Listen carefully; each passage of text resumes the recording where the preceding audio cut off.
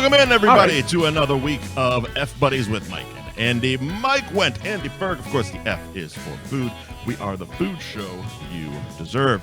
Thank you to our sponsors this week, the Gary Girolamo Group of Cross Country Mortgage, Ben Franklin Print Company in Middleton, Twisted Fate Brewing in Danvers, Fibra McGee's Kid, Nick's in Beverly on Essex Street, the Cabaret Lounge, Route 1 in Peabody, Anthony's Roast Beef in Tewksbury, and welcome to the show, Bella's Roast Beef in North Andover. Whew. That was a mouthful. It's a lot. It's a lot. It is, and it's funny because when I'm doing this, I'm kind of looking at our screen, and I have the logos all over the fucking place. So I'm trying to remember the order I'm supposed to bounce around in. That's why I kind of missed Anthony's as I was kind of going around there. ADD like a motherfucker, man. Anyways, Andy. Anyways. How are you? Can we just start off with a bang, Mike? Because I have something to talk about real quick. Yeah. Recently, my foot's been killing me. My right foot. Mm-hmm. My right foot. Not my toe. My right foot. On top of my foot. You know, where the toes meet the foot. I don't know, whatever they call that part. What is it, the paw? Hoof. Yeah, the hoof. Thank you. I got to cut it off. It's a sin. So anyways, it kills. And I'm like, what the fuck's wrong with me? I can't even walk. Right. And I have this old adage I live by. Mm-hmm. It's probably gout. But I don't get gout there. That's your adage.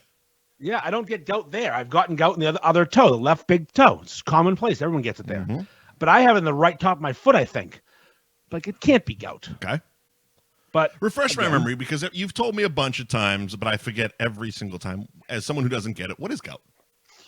A buildup of uric acid in a joint. It crystallizes and makes the pain unbearable. Gotcha. And it climbs into a joint, usually an elbow or a knee or a foot or an ankle, and just fucking ruins your life. How do you how do you prevent it? How do you get rid of it? Well, you take the medicine your doctor prescribes, which I haven't been doing. Oh, okay. So it's like it's a regular preventative thing. You're supposed to take this medicine like every day so you don't get gout. Every day. Like forever. See, I have a predisposition to have high uric acid levels. All right. Just it's my uncles, my father, all my grandfathers. Everyone got the gout. All right. My brothers don't because they're assholes, but I do. Also, red meat's a big trigger for getting gout. Alcohol, beer in general is a big trigger. Jesus. My trigger, my big trigger. My genetics are pretty good. Fried seafood is a big one for me, especially fried clams. You a big fried clam guy? Yep. And it was only when I posted my fried clam plate from last week on Instagram yesterday did I look at my foot and look at my phone and say, oh, that's why I can't fucking walk. It's coming back to haunt you. So in order to get rid of the gout, you have to take medicine that empties out your system. What does that mean? Flushes out your body. It flushes out the toxins, the uric acid. It makes you shit a lot. I don't know. You couldn't just have a couple fucking salads and call it a day? I'm talking 25 to 30 visits to the toilet since yesterday. Oh, shit. So you're basically inducing food poisoning is what you're doing. Yeah. And also, my doctor a long time ago told me this trick that don't follow the label instructions, overdose on that shit. It'll be over sooner. If you can handle it, he said. Is it I can handle it, like super laxative? What do we do here? I don't know. It's called colchicine. It's a medicine that gets rid of uric acid buildups. So what's cool, though, is you're sitting there watching TV and your foot's on fire and you can't even move. It hurts so much, it's crazy. The doctors are chiming in on the Facebook. Dr. Corey says he heard Guinness kills gout. It hasn't worked, but cherry juice does. I do have cherry juice. Are you on your fucking period? Yes, it's a diuretic. So what's good about it, though, is you're sitting there watching TV and your foot's the size of a football and you're in agonizing pain. No painkillers work. Yeah. And out of nowhere, you got to run to the bathroom. Oh, Jesus. Because you're gonna shit your pants. Do you got like a crutch or something? No, you hobble. I hobble. Fucking hobble. I don't know how I made it through last night without shitting my pants because I was all over that toilet early. Old Andy Stumpy, they call him, hobbling This his morning, ass to the bathroom. Between 7 and 8, I'm sorry, 8:30, 3 visits to 3 different toilets. 3 different toilets, 3 visits. Mm-hmm. My house, my work, and a little coffee shop in Salem did not know it was coming. Blowing them up? Periwinkles in Salem got deuced. And here's the funny thing about this gout thing, too. Yeah. When you go to the bathroom that much, and it's not like a nice, clean release, it's a bit messy. Oh, yeah. Just because it's it dehydrates you. Your asshole is basically throwing up. Exactly. Is what it is. That's the best way to describe it. And the cleanup's a little tough. Yeah. You got to clean it up. You basically got to wrap your hand like it's a fucking glove. Yeah, and then after 25 to 30 of those, no longer does your foot hurt the most. 87 flushes. Your butthole is now the victim of this crime. Oh yeah. And also, I made fucking spicy pulled pork chili the other day because I don't know. I'm an idiot. What the fuck is wrong with you? Well, I had pulled pork I made over the weekend, so I fucking said, fuck, let's make a chili out of it. Yeah, that's all fine and good and fine. But if you're like shitting your brains out, the spicy part might not be the best. I wasn't thinking the whole thing through until I posted Instagram the other day about fried clams. I'm like, oh, there it is. That's the problem. So here I sit with a really in pain foot. Yeah. But I have a theory about it. When you have the gout, you can't get more gout. You already have the gout. So what the fuck's the difference? Party on, Wayne. So gout doesn't like spread. It doesn't. It's like once you get it in one spot, that's the spot you're getting it for this round of gout. Yeah, it was always my left big toe, but now top of my right foot, second toe in's getting some love. So it doesn't move. It's not like it moves around. Like you get gout in one specific place. Yeah, one joint gets the buildup of uric acid and crystallizes, and boom, shakalaki, or an agony. They can't cut you open and do something with that. No, I have to stop eating like a fucking idiot and take my medicine. Yeah, but that's not going to happen. So like these are doctors. They went to school. They fucking read books. They got diplomas and stuff. Like, can't they just like cut your foot open and like burn close whatever uric fucking valve they got down there and be done with that shit? I mean, I guess if it didn't move to different spots on each flare up. Is uric acid important? Can't they just pull whatever fucking thing is controlling uric acid, just pull that shit out of you? I don't know. Maybe I had a glandular issue. Maybe that's why I'm fat. I have bad glands and uric acid buildups and things of that nature. It's a disease. It's a goddamn disease, and I need a fucking handicap. It's not that I can't control my eating and drinking. It's a fucking disease. I am a victim. Kids these days will justify anything as a disease. They really will. They're so fucking soft. So fucking soft. I can't do it. So anyways, yeah, I have gout. Yeah. Currently, it's almost gone. I've been chugging the cherry juice, taking my shit your pants pills. You've legit been chugging cherry juice? Yeah. Huh. It's weird. It works. I can't tell what these guys are saying, if they're jokes or not. I don't know. I thought he was doing fucking Departed. Cherry juice is a natural cure for gout pain. Discovered like 500 years ago by some fucking fat fuck who's eating a bowl of cherries while his foot was on fire, and it actually helped him. Well, so that's kind of perfect. You know, you go to the fridge, pull out the cherries, make yourself an old fashioned, put a little extra cherry juice in there. Golden. Boom. Golden. Yeah, that's fucking perfect. It helps with the pain and the gout. I might have some bourbon and cherry juice tonight to celebrate. That's pretty good, sir. I had that the other night when I was getting really high. Knudsen's tart cherry juice, not just for gout, good for old fashions while you have the gout. Started the day with old fashions, ended pulling reels and getting high. It was a bare fucking night at the Wendt house. I love that you smoke. You're a big weed guy now. I enjoy that. I'm having fun with it. I am.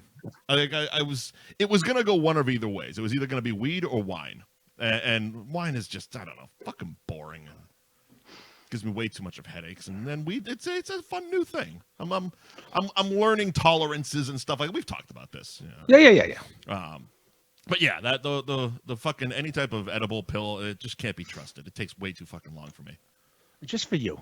Well, no, I've no other large friends who take them. I think it's a size thing. But yeah, like the last one took 3.5 hours to do anything. I'm like, that's like, I got shit to do, man. I want it to happen now.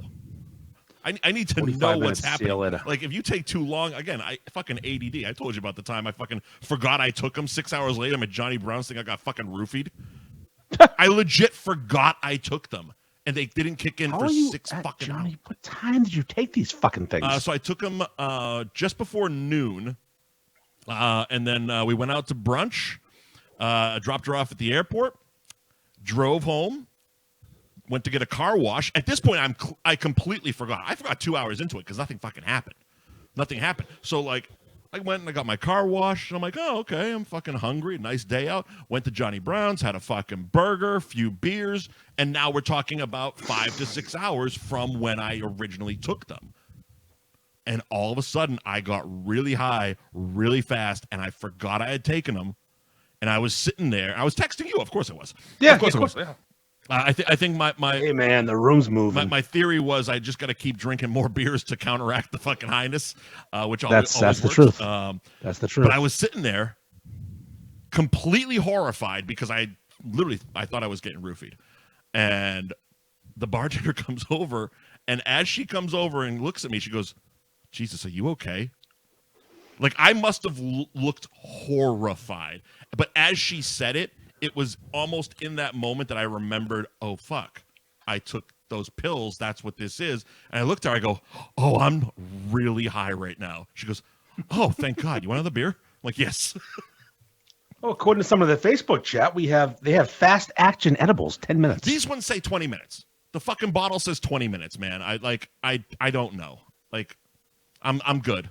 I think I'm okay. I'm good. Like, I'll continue to experiment with them and try different ones and different strengths. So just smoke some weed. But seriously, it's so much fucking easier to just fucking smoke. I know where I'm going with that one.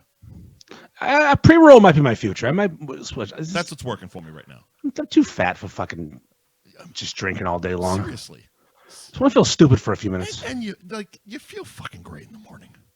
That's the thing. I just want to feel stupid and feel good. Not like the normal fucking mornings. Like tonight, I'm probably gonna get high after the fucking show. And I'm going to feel wonderful in the fucking morning. You're going to watch something stupid and giggle. Oh, my God. Yeah, I'm going to watch us back and fucking end the show. Something very stupid. Something really fucking for the zoo. Before we get too far into it, you have a giveaway. You have a contest you got to announce the winner of. That was I was taken by surprise about a week ago. 5 days ago when I saw that we were going to have a contest on the show. And then you were taken by surprise an hour ago. I didn't know we were actually announcing it on the show. I appreciate Adam for giving us that shout out, but I didn't fucking know. I texted him. I'm like, hey, what are this giveaway? He's like, yeah, do it. I go, oh, I guess I'll just do it, huh? Text somebody.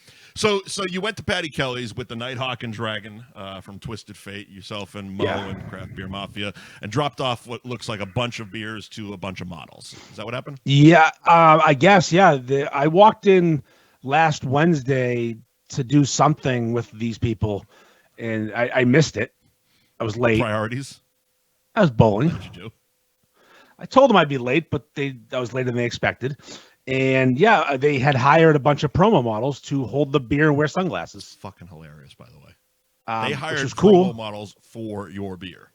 Yeah. That's really fucking cool, man. It is. Yeah, think about that. Like, they were holding the whatever. It's a hilarious picture. I mean, it's like, not one of them had a sip of the beer. No, not one of them opened it. So I was tasked with picking a winner. Yeah. From the like tag, all the bullshit. You gotta like this, like that. Instagram contest. You gotta you gotta like you gotta like Patty Kelly's, you gotta tag friends, blah blah blah, share, save, whatever. Anyway, $100 in Patty Kelly's gift cards. They're giving away two $50 gift cards, one for the person that enters and one for the friend they tag. So the winner, as it's about to be announced here, has to claim their gift cards at Patty Kelly's by March 15th. So how I chose this, Mike, you might wonder. I'm assuming extremely scientific because of your integrity. I scrolled very fast and stopped. And then I touched that person's name, and I checked to see if they followed me in Patty Kelly's. Right. And then I checked their friend to see if they followed me in Patty Kelly's. Right. And here's the thing. If you got a private page, I don't know how to find that information out. Yeah, it doesn't work. So I did it again. Boost. Scanned again. 75 fucking times. You got like a handful of fucking private pages. So many private pages. Yeah. And also other ones that weren't private didn't follow the instructions, but liked the comment. You must follow both pages, you dummy. Yeah. So I did. Eventually, I come across one that follows me, follows Patty Kelly's. She tagged another person who follows me and follows Patty Kelly's. Fantastic. So there we go. 88th tries the charm. Everybody's following the rules. I'm happy to announce that at Spellbound Salem on Instagram. All right. And the person she tagged at Madame_Psychosis, you both just won $50 to Patty Kelly's. Congratulations. Swing by Patty Kelly's before March 15th. Pick up your gift cards. Congratulations. Where are we going? So we got Beef Madness coming up. Oh, that's right. I hadn't noticed. Yeah, it's not getting too fucking weird in the Holy page. Shit. It hasn't even started. It's already a disaster. We're a week and a half away from even starting the fucking polls and the thing, and people are already cheating and arguing and yelling at me and Modern Butcher doesn't belong. It's so funny. It's so fucking funny. The overreacting to this silly little contest that has taken on such a weird, like, like we talked about it in the last couple of years that we've done this, but the fact that like places are not only campaigning on social media, but they're forcing their friends and family to join the group in order to fucking vote for them. It's like they're taking this very serious. It's prestigious. Apparently. This fake award I made up. Have you ever actually presented an award yet? Yes, I've given pieces of paper. Not even a frame. 2020. No, I think I have one of those plastic stand-up frames. Yes, it came with the frame. Yes. Picture of some random family in there. Yeah. Superimpose roast beefs on there. They won Beef Madness, champ. So, yeah, we are in year 5 of Beef Madness. The reason we started this was because there was no NCAA tournament that year. It was the COVID, COVID right? year. Yeah. So that year was 2020. Athens won. Yep. 2021. Who won in 2021? Jamie's. Yep. Because we were doing it at that point on the show. Yeah, the next year, Modern Butcher won. Mm-hmm. Big controversy because I let Instagram get involved, which was my mistake because the Modern Butcher has quite the following on Instagram. Yep. And then last year, Bella's won. Mm-hmm. Bella's is probably primed to be the first repeat champion, barring an upset or two. The way things have been going, and it's not because they just signed on to sponsor the show this literally today, but the way things have been going in the group, the beefs that Harry's been putting out, when we get to the ad, I definitely want to talk about whatever the fuck that monster is he's serving on a pizza platter. Mm-hmm. But yeah, it's a strong, it would be a safe bet. Let's put it that way. If you can get on DraftKings somehow and bet on this fucking thing, it'd be a safe bet that Bella's is going to win. When I do the odds tomorrow, probably, the DraftKings odds I'm going to put out there, Bella's will not be there'll be a plus favorite. In other words, you'll have to bet 100 to win 50. Yeah, they're definitely a favorite. It's not going to be a bet 50 to win 200, not 4-1 odds like other places. It's going to be you need to bet a lot to win. And please bet amongst yourselves.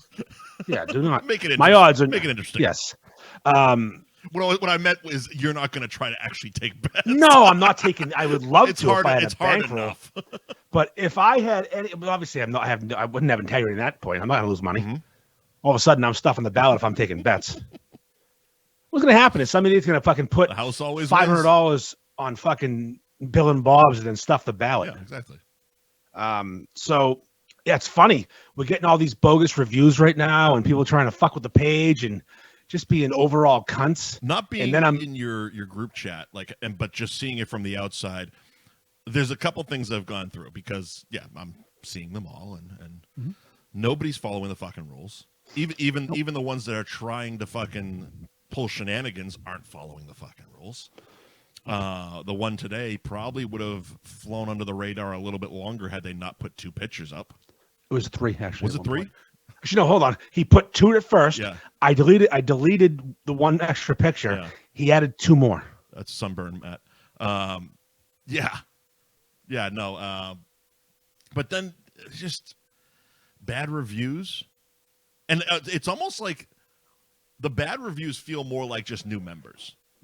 coming in and not knowing we're getting shit. a lot of new people. There's some that it's like, oh, well, that one is a copy and paste of that one for the same fucking shop. Mm-hmm. Like the formatting, it's basically like copy the homework, but don't make it sound like it's mine. You know what I mean? It's like, oh, I changed a couple of numbers here and changed a couple of things there, but it's basically the same formatting. The unfolded wax paper is a big giveaway. Yeah. Big tell. Oh, I didn't even notice that one. Oh, that's a big one. Where the picture's being taken from, what's behind the picture, like the glass of the front of the shop, because you're on the counter. Oh, you're taking and you're behind the counter. See, that's some fucking Zapruder shit that I didn't even think. Oh yeah, I am pretty good at snuffing out a fake review. Right. But I was letting a couple, not on purpose, but I was getting not tricked, but I don't know. I wasn't on my game. Right. And then I said, fuck it, I'm fully in. I started booting people, yelling at people, berating people. Like, no, don't fucking ruin the integrity of the fucking scoring system because you work at the shop. And your place got a sheet of review 2 days ago, so you want to go put a good one up today. Don't do that. What I have noticed, and it's not much of a surprise. You've talked about them. You've reviewed them and stuff. Pete's and Woburn seems to be coming in strong. Pete's and Woburn is going to, in my opinion, at least make the Final Four and probably the finals. They're a really good fucking sleeper. I was there yesterday. Mm-hmm. With Jack McNamara, who got a double-decker super. Go on. This young man is like a Big Mac super beef. Yeah, they threw the extra bun in the middle. He ordered it that way as a special thing, just for grins. But he also got a 4-way with onion rings. Gangbang? No gangbang, no horsey. Just the horse. Yeah. So he's not a very big person. He's actually one of the people in the exercise group that helps us fat fucks lose weight because he's in really good shape. Sure. Runs. Yeah, but those are the guys that can eat the most. Yeah, he ate that thing fast and I finished my junior. He's still got a thing called metabolism, it seems like. Huge Adam's apple, tall, eats a beef fast. We know what's going on there. Giant cock. Yeah, that's what I'm saying. You get a huge cock. Model for a fiance. Last one. Oh, hey, let's do a check mark here. Jack McNamara, overconfident. Yeah. Tall. Yeah. Big Adam's apple, model for a fiance, can house beef very fast. All that adds up to one thing: huge cock. I believe the kids call it big dick energy. BDE. Yes, Jack McNamara has the BDE. So, Pete's is just killing it. I don't know how Pete's is going to beat Bella's in the end. Yeah. It's going to take a lot because Bella's. If you look at the amount of reviews that happen every year, or since like the last 6 months or so, Bella's has got twice as many as anyone. Yeah. Like combined, most shops aren't catching Bella's. Like some shops have 4 reviews. Bella's 160. Look, Harry's not fucking around.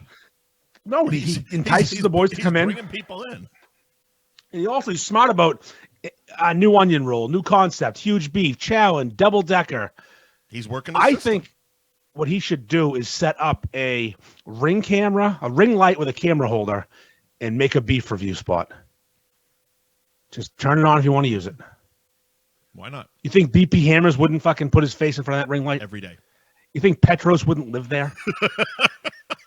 Dan Connor, he would be fucking ring lighted up like crazy. They'd be basically doing the Pulling the Cork show from that fucking ring camera. Yes, exactly. So, no, it's pretty exciting. But yeah, the whole idea though that a shop, I'm not going to say they told their employee to do it because I don't know, but the employer was defending them in the comments, right? When someone called it out. Yep. I believe the word "that's not me, dipshit" that phrase was used. I thought it was shithead, but yeah, shit. Okay, yeah. Maybe even better. Again, I don't know, but you can't have employees reviewing roast beef sandwiches and giving them 9s. Well, here's also the problem with that, because as I saw the same comment you saw, that's not me, shithead. And in your fucking group, I don't know if that's playful or not. I don't know if it's playful. I don't know if it's serious. I don't know if they know each other, and it's just like, because like, oh, they know each other. I know they do. But, friends in that group say horrific shit to each other. Yep. So who's to tell whether it, but, then you keep. I don't know, reading, but it's I don't. Like, oh, this wasn't really pleasant.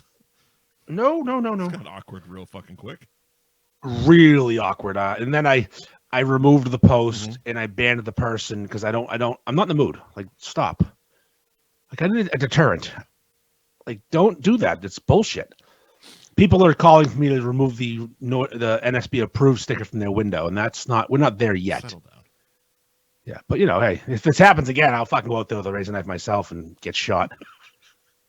They'll put that razor knife right up your ass. Imagine fucking me out there with my big dumb head and some camera looking at me. This is about integrity. You fucking retard. Just going to the fucking zoo. Heading right to the zoo. Scraping a sticker off. And it's a Ben Franklin sticker, so it's got good adhesive too. It's gonna take a minute to get that off. Shit. I'm gonna get a big X sticker and put it over it. Revoked. Put a stamp. Revoked. You're gonna show up with a bunch of fucking duct tape. And I'll take some of my Paul McCork stickers and put them over the shitty shops. They can yell at them. Put a nice big fucking scarlet letter on. Fraudulent reviews. I'll put the GFY sticker over it. Go fuck yourself. So that's happening soon. I'm gonna try and organize an in-person modcast if I can figure out how to use the equipment in my house to discuss, in depth. Uh-huh. Oh, the bracket. Oh, go deep. So when does boring. this officially start? Is it next week? I don't know. I mean, first week of March next week. I haven't done it yet. So fantastic tease there, bro. Yeah, I don't know the answer to that question. It's not the best color man in the business for nothing. Listen, I got a lot going on right now. It's a lot of work to set this up. 6 months of broadcasting school is really paying off. Someone's asking in the Instagram comments, Harrison's North Andover, what went wrong? 40 years. Terrible. 40 years of actually last 20 years of garbage. Yeah. That'll do it. I don't know.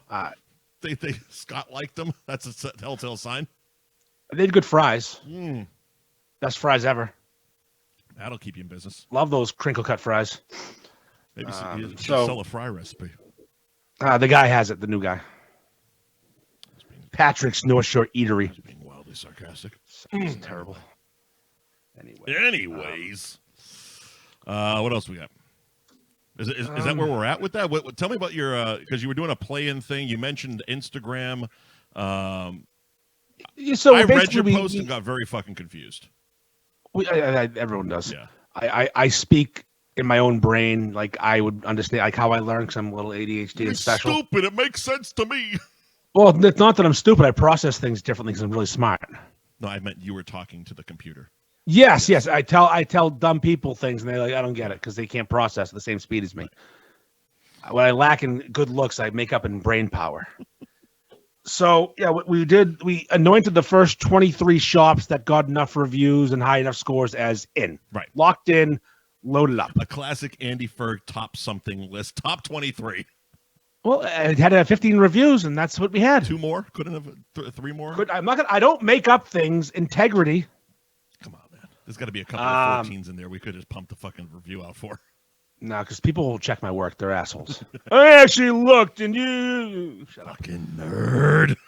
Then we chose 10 iconic shops that are still open that aren't exactly slinging heat, but they belong with a seat at the table. I don't care if you don't like Kelly's. They invented the sandwich. Yeah. They get a fucking spot every year. Yeah. They get to get killed by someone in the first round. That's their reward. Like, it's also funny. Like, the 64 shops are going to make it in. There are 3 or 4 tops that have a chance of winning this. Just like the real NCAA tournament. Yeah. It's just fun to watch the upsets because I will manipulate to get upsets. It's sad every time you put out a list like the play-in list because it's like, oh, God, I miss Full of Bull. I know. I was talking to my brother about that last week. He was down here, and he's like, yeah, fucking remember Full of Bull? I'm like, yeah, they never carded. Never. When I did the list of the best shops of the 80s and 90s, Full of Bull was on my list. Oh man, always. They were like ranked 4th. And the saddest part, and as much as I love fucking McDonald's, but the saddest part is it turned into a fucking McDonald's. Yep. Like, goddamn, man, that place was paved paradise. Put up a fucking McDonald's. Fucking amazing, that place. So now we have 33 automatic entries right now into the tournament. Going to get to 64. So what I'm doing is giving the people the choice on who to put in. Like yesterday, I did 4 shops in Lynn, and the people get to choose at least one that gets in. Explain how, because you did say in that post with the list that you were going to do something on your Instagram page. I didn't understand what you were doing.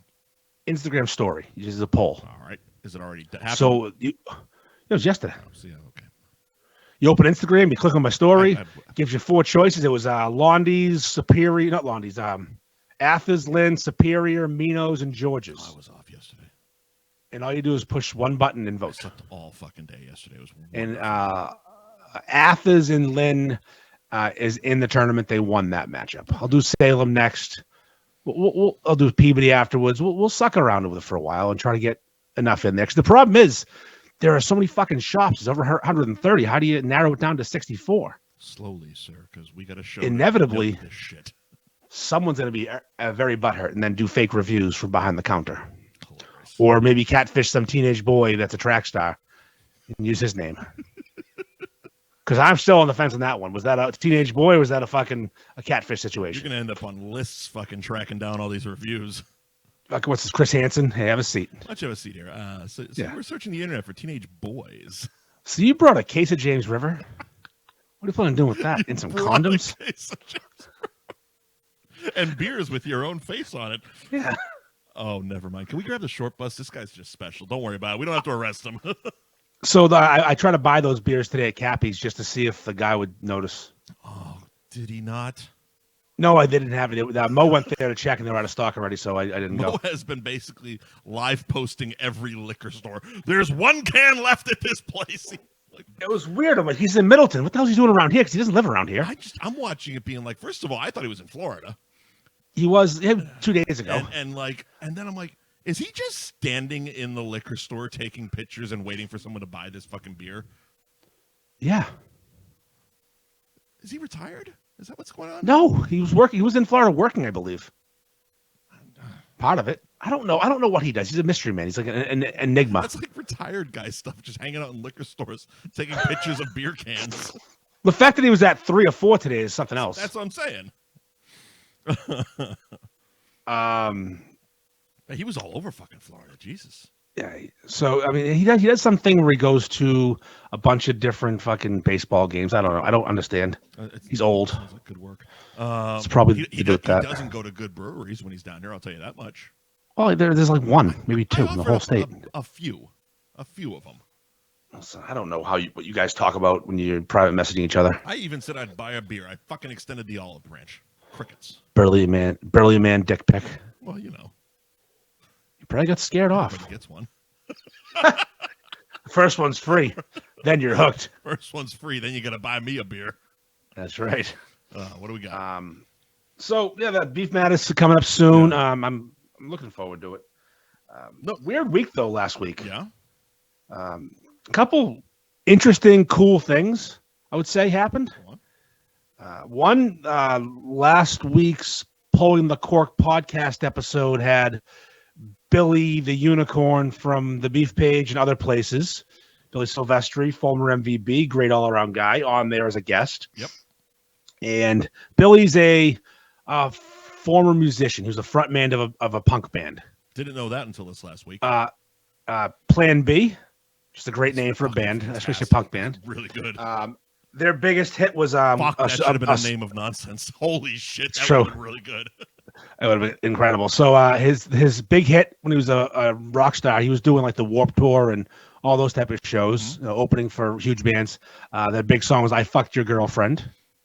All right. Which just reminds me of Matt Damon. I was going to say Scotty doesn't know. Yeah.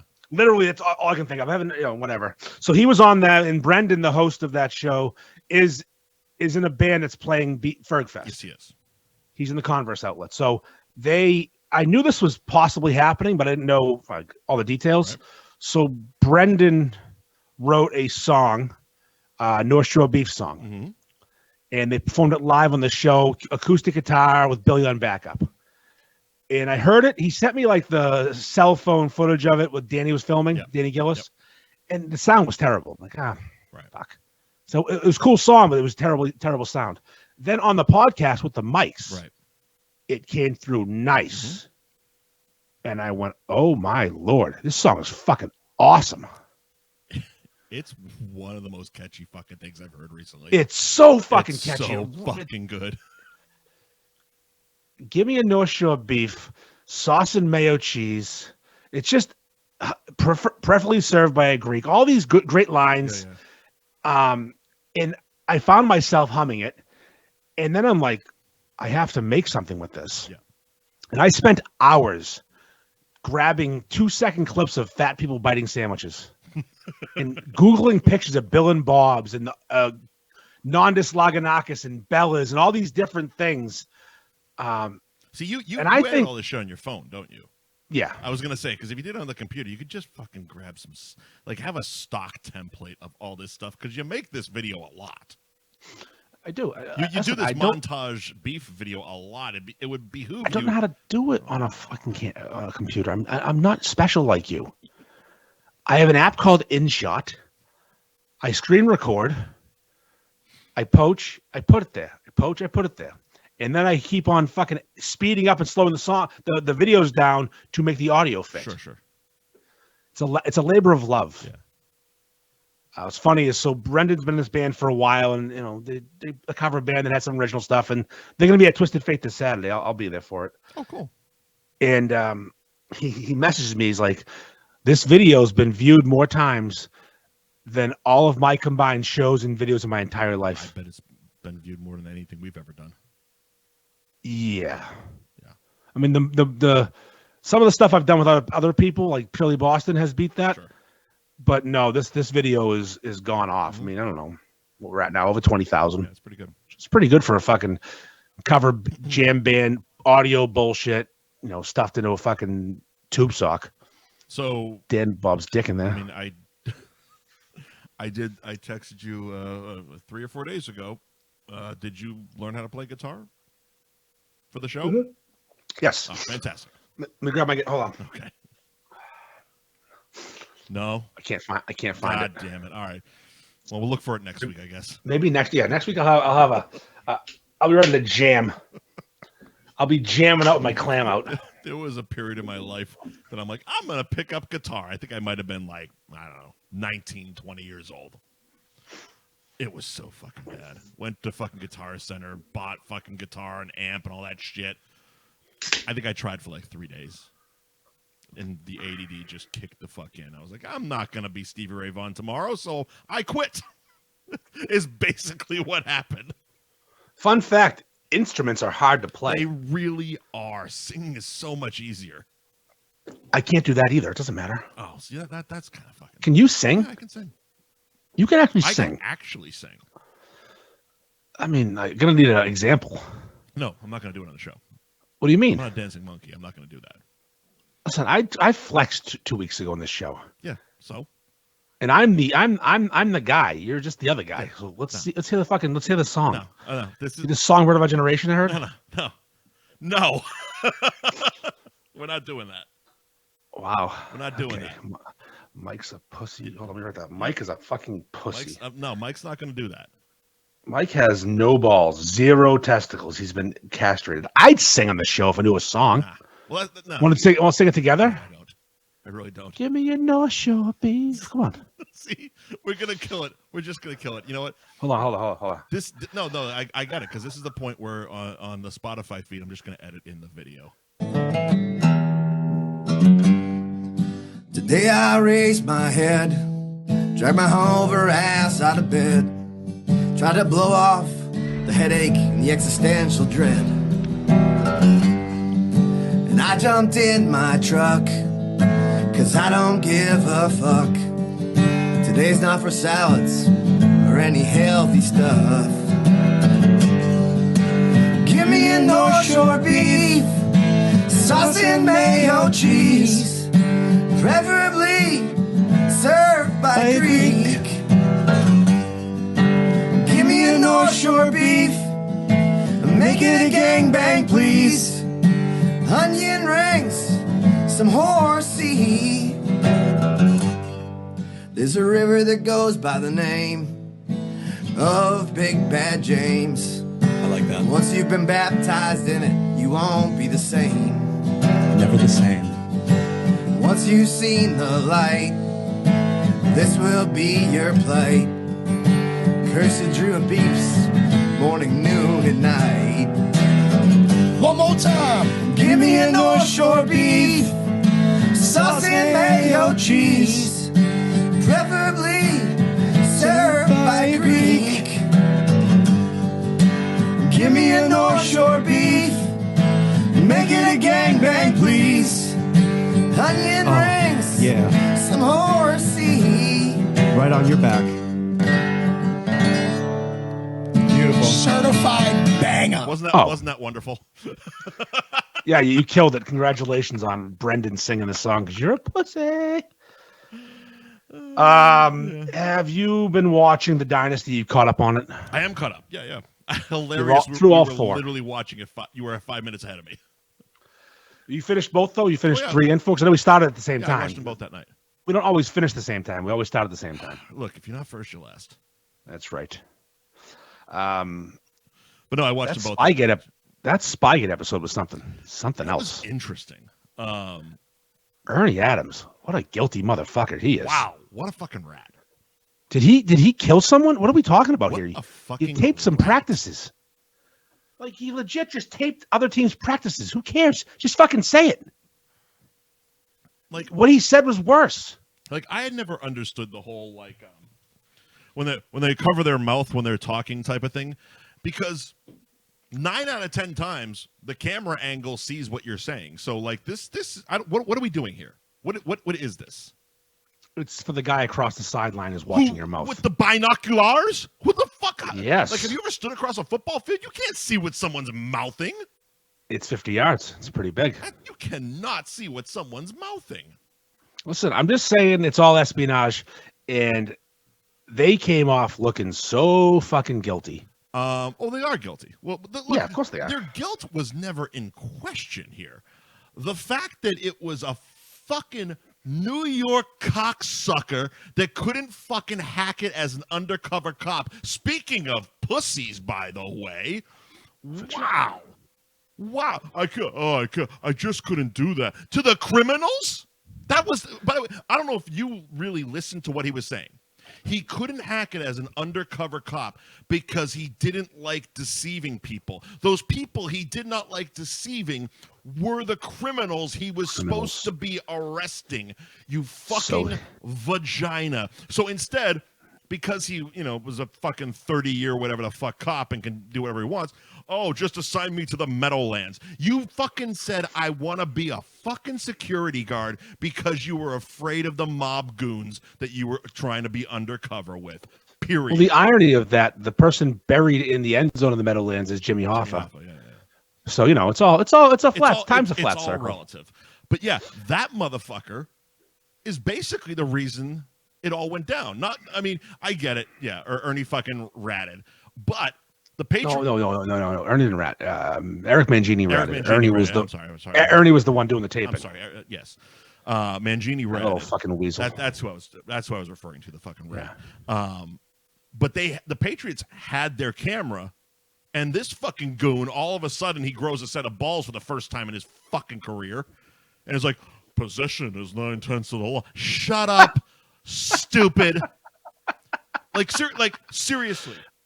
Seriously. Because if you're a cameraman and that that camera is your fucking job, right? That's an expensive fucking camera. Upwards of tens of thousands of dollars for that camera. Some goon in the Meadowlands is saying you can't have your camera back.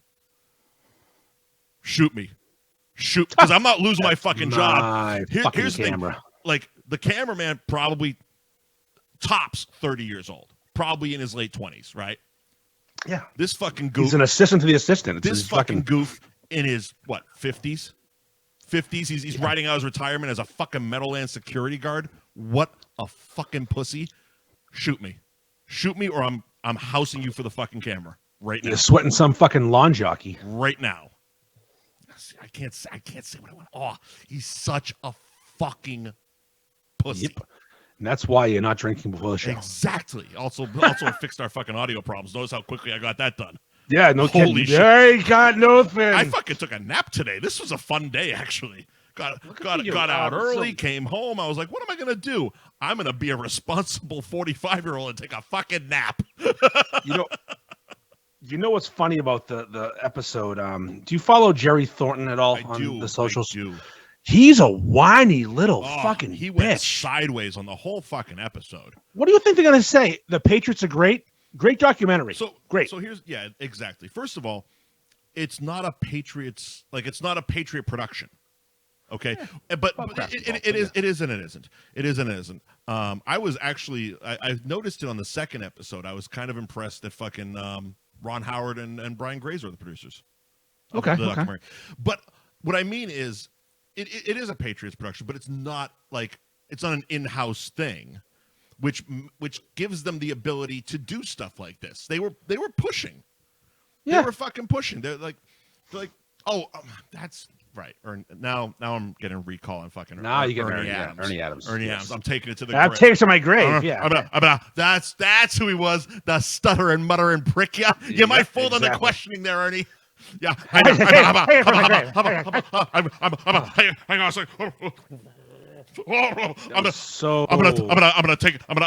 gonna take it to my grave. Wow, settle down, old man. I can't wait till they get to the fucking Deflategate. He's involved in all this shit. He's the cheater. He's gonna fucking kill. Belichick handled it perfectly, like Belichick. He's like, we're not talking about that. I don't know. And swigged his water. I'm like, yeah. Well, what did we expect? Well, Ernie's like, just so you know, I'm not talking about that Jets thing. Like, what are you already? They didn't ask you a question yet. Fucking was he fucking Daffy Duck? Damn. Oh no, fucking Porky Pig was a stutterer. Yeah, here's a spoiler. Ernie Adams is Bill Belichick's best friend and the best cheater of all time. The guy's a fucking brilliant cheater. That's what he does. Yeah, that's what he did. It's his job. We were. He finds ways to cheat. He is 100% guilty. 100%. I mean, all the different little nuanced things the Patriots did over the years to get advantages and get these little things. Yeah. It was always Ernie and Bill in a fucking room being complete pieces of shit and finding ways and finding loopholes and making them change rules and laws in the league. They've changed so many fucking rules in the NFL because of the way the Patriots played against teams that were better than them. Win if you can, lose if you must, always cheat. Yeah, you know what? Or just bend the fucking rules. Use them to your advantage. It's not cheating until you fucking get caught. Plain and fucking simple. And when you get caught, okay, well, they got us. Let's move the fuck on with that one. Also, they're all cheating. Everybody fucking cheats. We don't get political on this show, but it's just like they're talking about elections being stolen, right? And I hear that, and my brother is big into the conspiracy of elections being stolen. And I say, do you think if one side is doing something, the other side's not in a different way? They're all cheating. 100%. Everyone cheats. Bill Clinton fucking was cheating back then. George W. Bush cheated to win. Everybody. You think Reagan didn't fucking cheat, or the head of the CIA, George Herbert Walker Bush, didn't cheat? Everybody is looking for an angle. Of course they are. Everybody's looking for an easier way to do what they're doing and get ahead. Plain and simple. When Beef Madness starts, these fucking filthy Greeks. These filthy Greeks are going to fucking stuff the ballot for each other, help each other, and at the end, they're going to cannibalize each other. Yeah, they've already started. Yes, it's going to happen. It's going to be hilarious to watch it happen. I love it. It's my favorite thing to watch a bunch of people whose name ends in OS join the group, and half of them live in Greece or Albania, and all of a sudden, that's all they care about is voting, and then the numbers are way up, and I'm happy. Buy a T-shirt. Content is up. Now you have. Yeah, buy a fucking T-shirt. No, but I think it's funny when you look at Jerry Thornton. This is a hit piece on the pit. No, it's fucking interesting stuff because winning's not interesting. Winning's boring. Well, the interesting part was that they did kind of what he said. There was a big time gap. Yeah, they skipped the 03 and 04 Super Bowls. Yeah, it was because they were boring. Basically, your team's nasty. They rolled through and beat teams. But here's the thing, and yes. You got to take the Patriots color glasses off when you're watching stuff because it's a fucking documentary, okay? And it's not, again, this isn't a documentary being released on the Patriots website. It's not just for New England. Apple TV wants to fucking sell subscriptions on this shit. Yeah. And there's fucking 49 other states that hate us. Yep. They want to watch this shit too. I can't imagine if I was not a Patriots fan giving a flying fuck about Tom Brady beating Jake Delhomme in 2003 or Donovan McNabb in 2004 for more than 10 seconds. They won 3 Super Bowls in 5 years. That's cool. The first one was the coolest, but that's why they spent so much time on it. If you're an out-of-market fan, you know what would make me push play or maybe get that 7-day trial on fucking Apple Plus? Spygate? Seeing Jerry Thornton bitching and moaning of how the Patriots getting dragged. It's like, oh, well, maybe this is a good fucking show. They won 6 Super Bowls. Seriously. What do we? There's going to be good times coming, but the interesting stuff is not going undefeated. And there's going to be more bad times coming. Yes, oh yes. There's a lot of good. There's a lot of bad and good stuff coming. You're just going to roll with the punches, enjoy it. It's Patriots. It's football porn. It's so well done. Yeah, and what it is people like that, or that have that type of opinion. They never were comfortable embracing the fact that the Patriots were the bad guys. The Patriots were the NWO. They were the fucking Razor Ramon. They were the bad guys that kept fucking winning. Everyone hated us. They should. Everyone hated us. It was fucking like, winning Super Bowls got boring. It was the NFL against us. Everyone against us. That was fun. As a fucking guy who roots for the fucking bad guy, that is fucking fun. You want to ruin a Detroit fan or a Buffalo Bills fan's life? Tell them winning a Super Bowl gets boring. Because I was bored after the third one. You know what gets boring? All those fucking parades. Yeah, I stopped going. I stopped going to parades after 2. It was funny. We were watching the first parade, and I was at the first parade, and I fell out of a tree. You were in a tree, first of all. I was in it. Yeah, I was trying to get a good look at things. And it landed on my back. No injuries. I was okay. Where? What tree were you in? I don't know. Near the Jewish fucking memorial. Oh, in Boston. Okay. Yeah. There's like a Holocaust memorial. I know it is. Yeah. Yeah. So there's these like small, easy to climb trees around there. It wasn't already up, was it? Yeah. Was it? When they put? Because someone was in there and they fell out of it. It didn't go well. Shit. Yeah. Someone had a bad fall. They were inside the fucking monument of the Holocaust thing. Outstanding. So I was in a tree and I was hammering. I fell into my back and dusted myself off. And so I was telling my kid that I was at that parade and I fell out of a tree. And they cut to someone who might have been me in a tree. I go, "Is that me?" It wasn't, but like that could have been me. Could have been. I rewound. It was not me. He was fat. He was fat. And I wasn't fat back then. But I'm like literally going to parades got boring. How fucked is that? Because I stopped going. That's also why I only went to one. I only went to the Bruins parade. Hold on. The Bruins parade, or the Ray Bork parade? The Bruins 2011. Okay, Bruins not parade. the Ray Bork one in 2000. What? 2001, 2, 3? Yeah, about that. Around that time. No, it was 2000. He won in 2000. It was before. It was before. But it was before the Patriots parade. Yeah. Because we never had a parade here. But like, and Ray Bork got his first. We've talked about my sports thing. You're a big hockey guy. Yeah, exactly. And it's like, while I will, I'll watch football and stuff like that, and obviously with the Patriots winning, great, fucking home team. But like, it was a weird thing. I think it comes from used to play sports type of attitude where it's like, well, I'm not really invested. Like if the Patriots lose, I'm not, breaking anything or crying or having a bad day.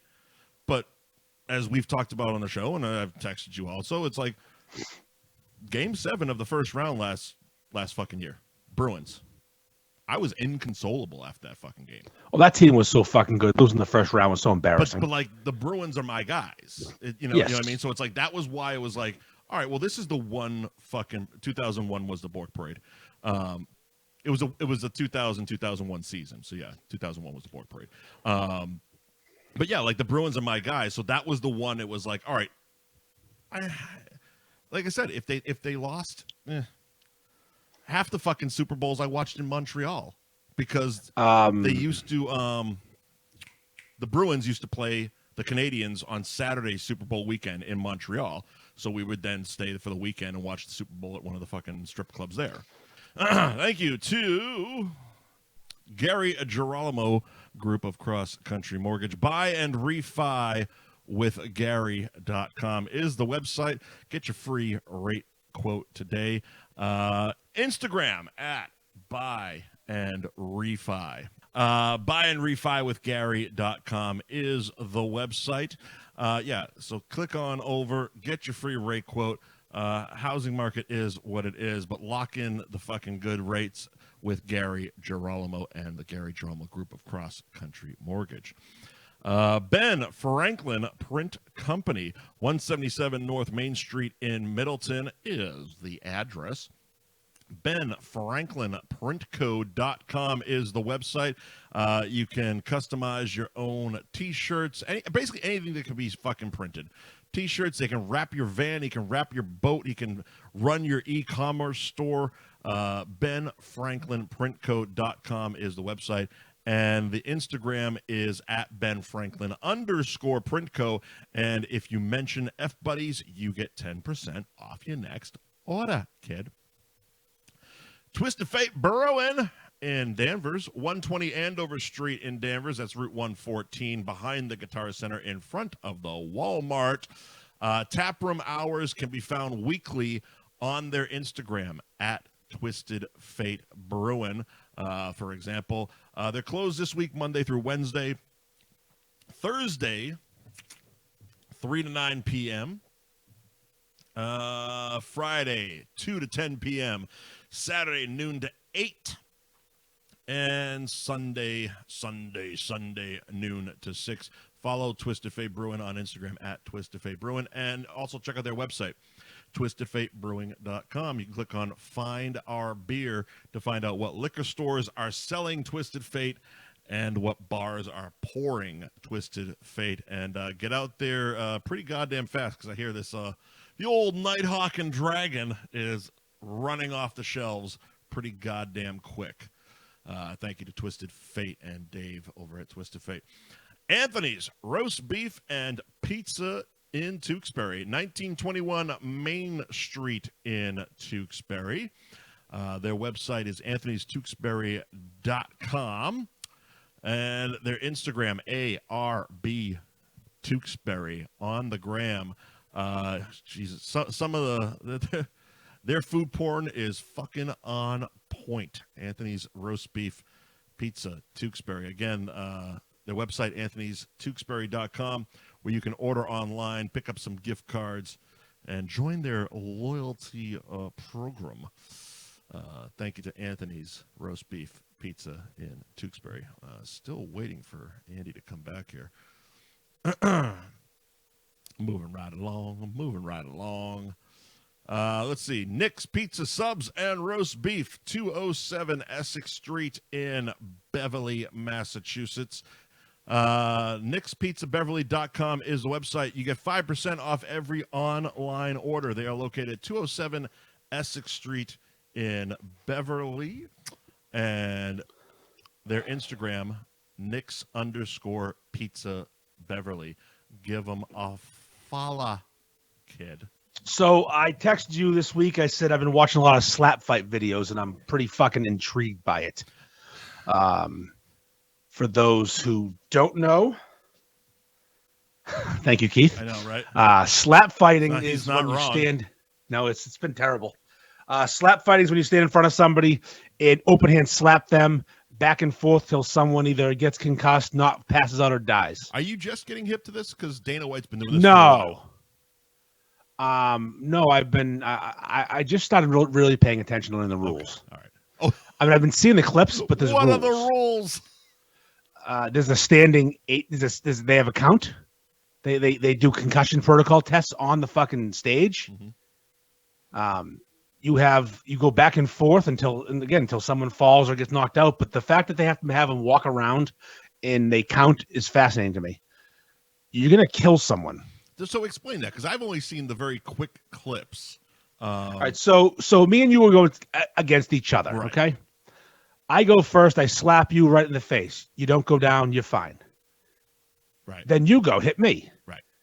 And we go back and forth. Eventually, How many slaps one of do us. you get? I think it's up to 5, maybe 5 or if you go down. Yeah. So, but if you go down, you're not out. It's like boxing. They count. They count to 10, and if you if you can just and prove you're okay, you go back up there and live the fight another day. Okay. It's so fucked up. Okay.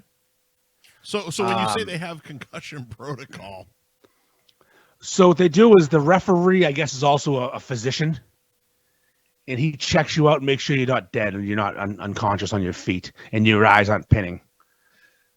But every single person there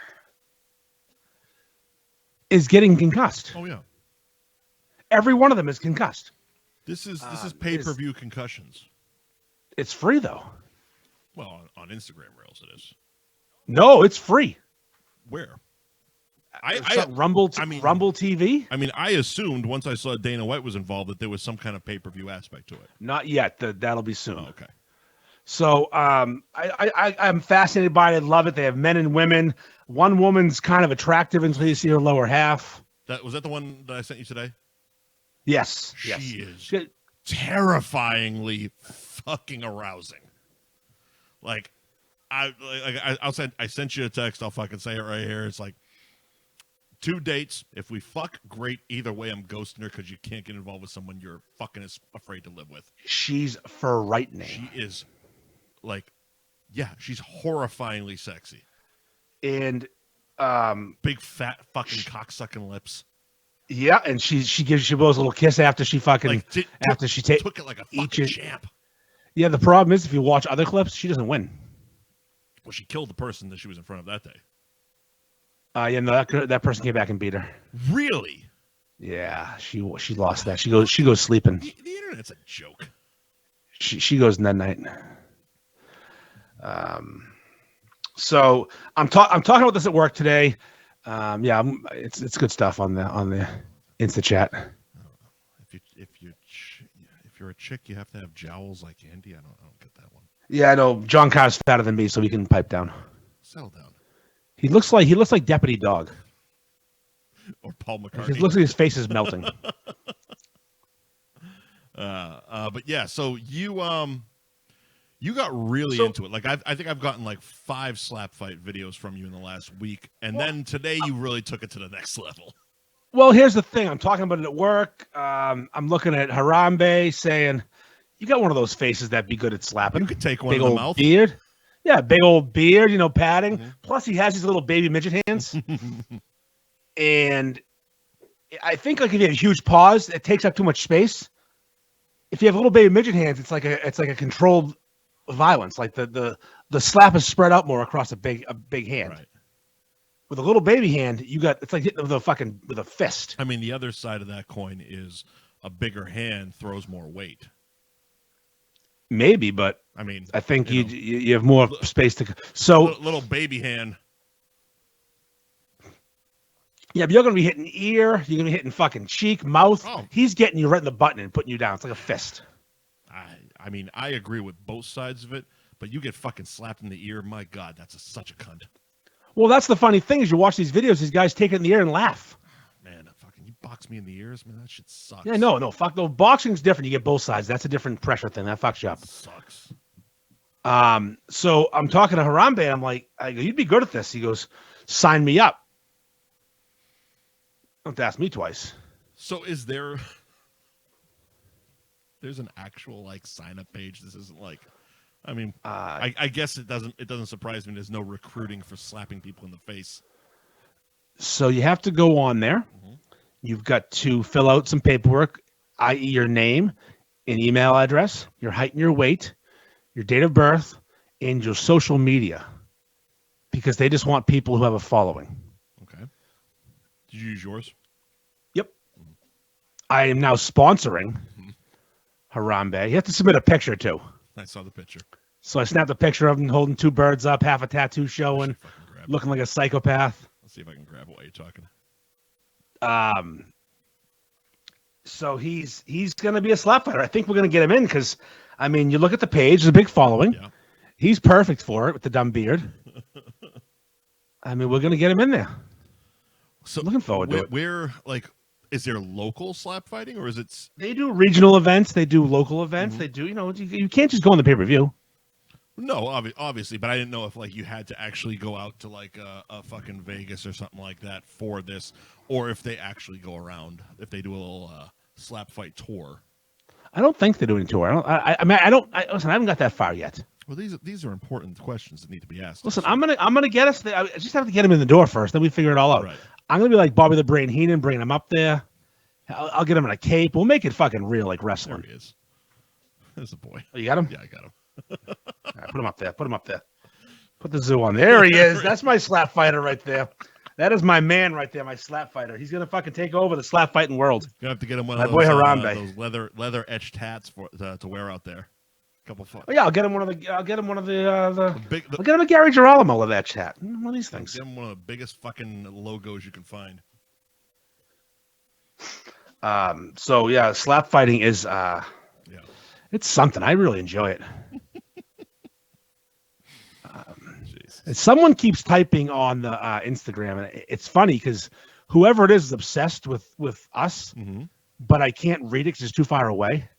And all I see is this same profile picture writing many, many words. It's hysterical that you think I actually can see that. Nothing. Yeah, like he's not even like.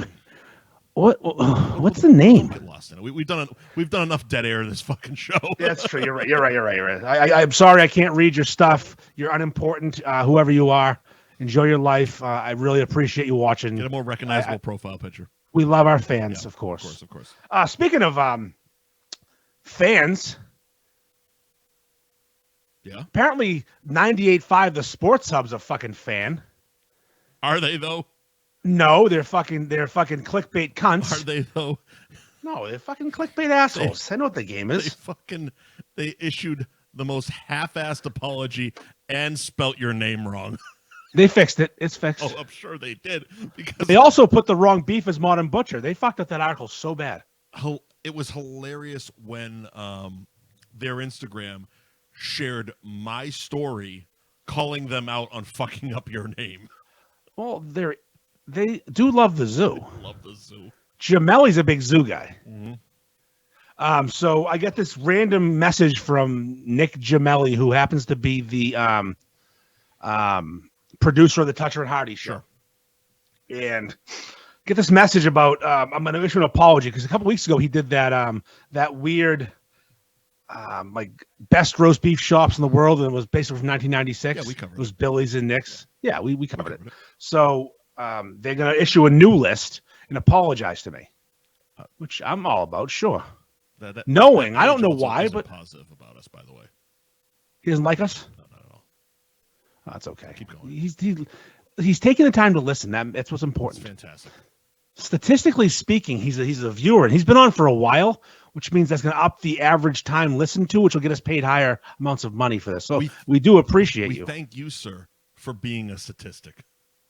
You are an autistic statistic. Good. So yeah, he reaches out. He wants to do his article, and he writes it. And this article's, half-assed apology, a lot of sarcasm, but also the list is correct. Yeah.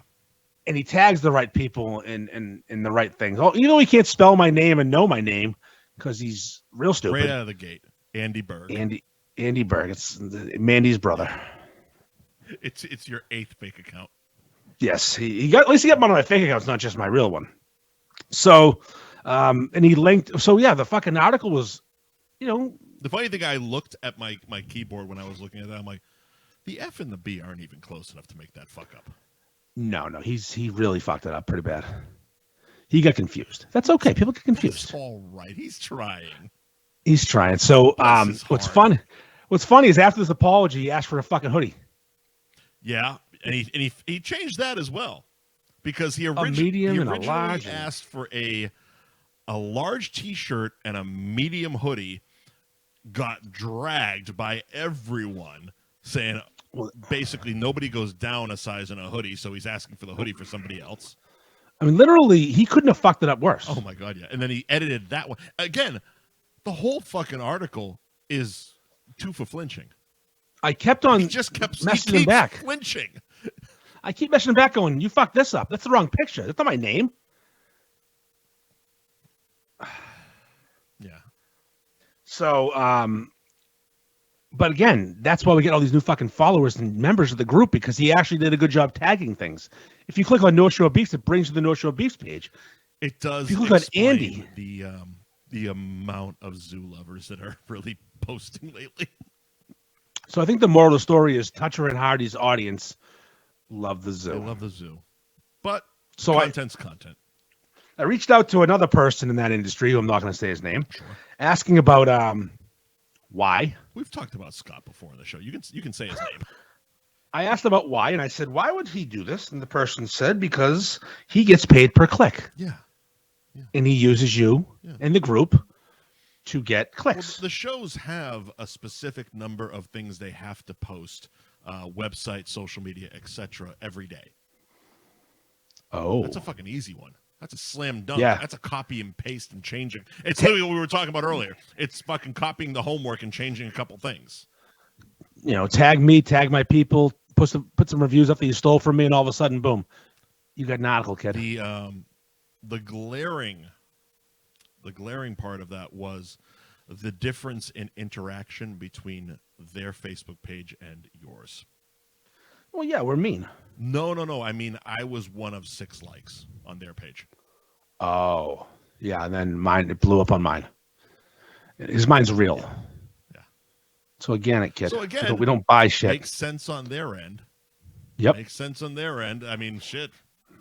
That's the old WB motto. Let's fucking dump it in the fucking groups. Let's steal the audience.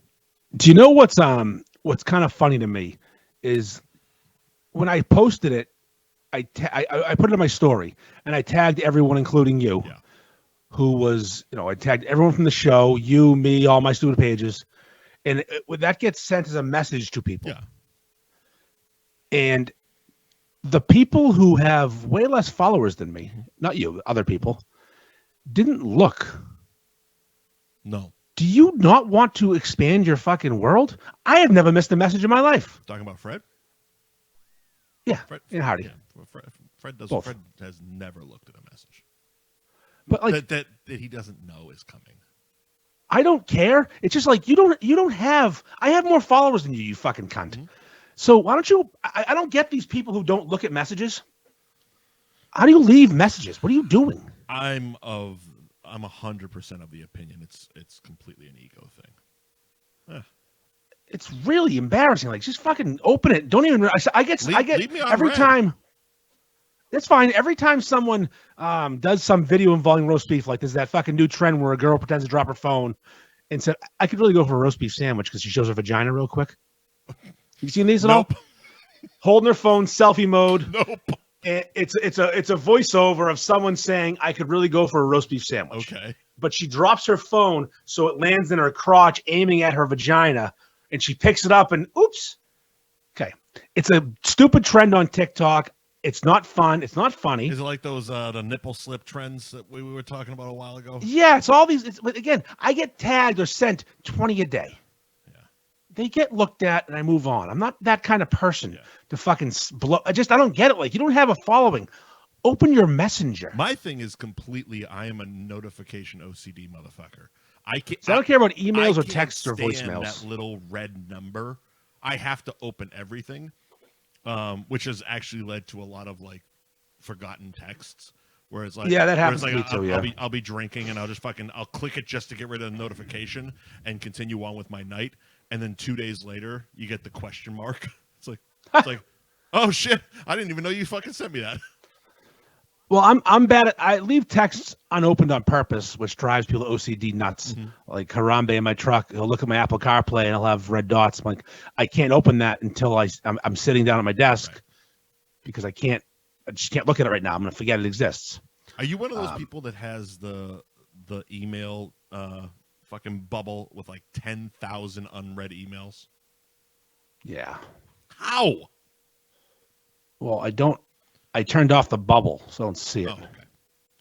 But I do have a lot of emails I don't look at. Like, I have too many. It's like what you wake up in the morning, you scroll through your shit, you delete 99% of it, and you move on with life. Like, I see people and it's like, how the fuck have you not opened any of these? Well, I do scan them. So not, but so I don't exactly. go through deleting everything. Just Why fucking not? scroll. Because that's too many. At this point. Clean it up, sir. Clean it up. I have probably on my phone right now 12 missed calls, 7 voicemails, like 30 texts. Also, I have a few group. I have a few group texts that I don't allow notifications from. Mm-hmm. So I won't see it until I open my messaging up, and then I'll see that I have 38 messages from the same group text. Yeah. But there's a reason there's no notifications because that happens. I don't have time for that. I don't want to hear that burn, burn, burn, burn, burn. It annoys the fuck out of me. I mean, you can just turn your ringer off. That's the noise, the ringer. That's called the vibration. Turn it off altogether. I don't know how to do that shit. Oh, you have an iPhone, don't you? You iPhone people can't do that shit, can you? Yeah, no, I can't do that. Oh, well. So, Fuck it anyway. yeah, so 98.5 sucking me off. Pretty cool. I liked it. Yeah, that's nice. Maybe They won't take my calls, but they'll suck me off. they'll leave you on hold for a fucking while. Fucking cunts. And then Joe Murray's afraid I'll swear, so I can't go on his show. God. What you fucking pussies over there? Down.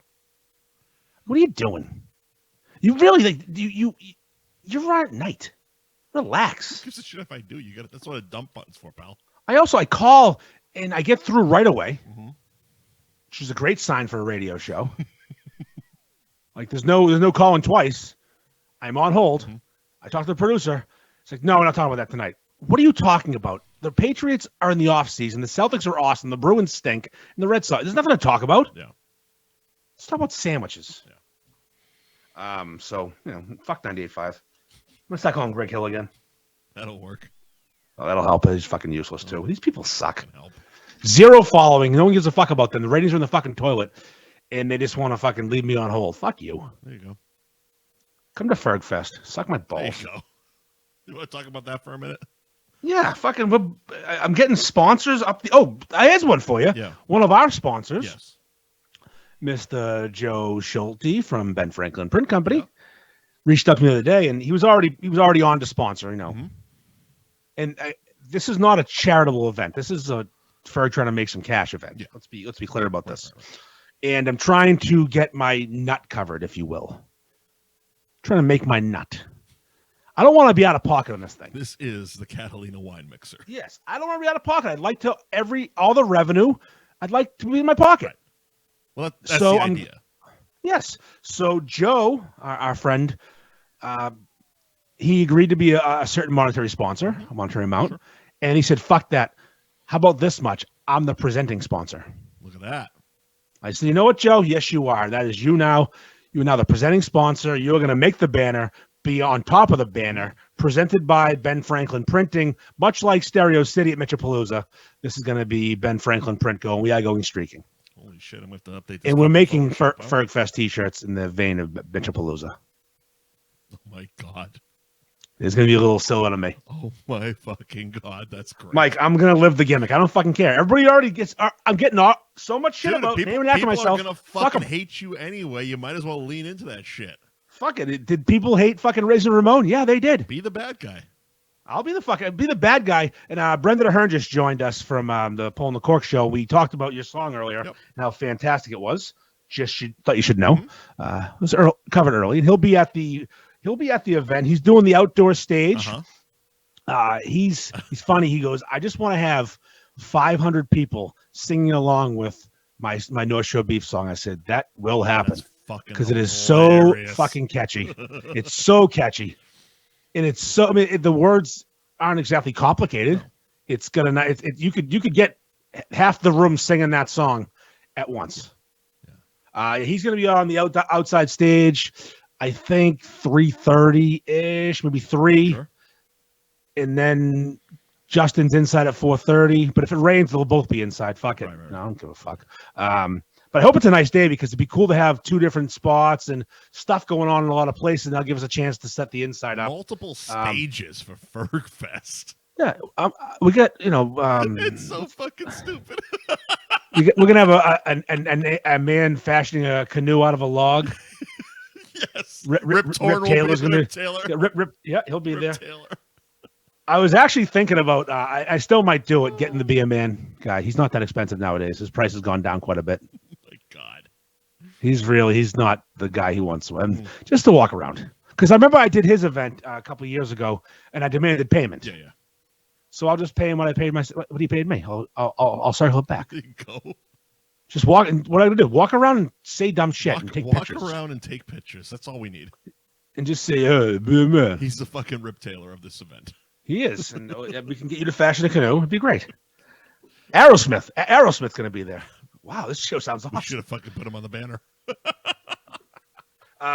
So it's really, I mean, it's funny though, like the way this is all working out is bizarre. So the stage company, did I hear about the stage thing? No.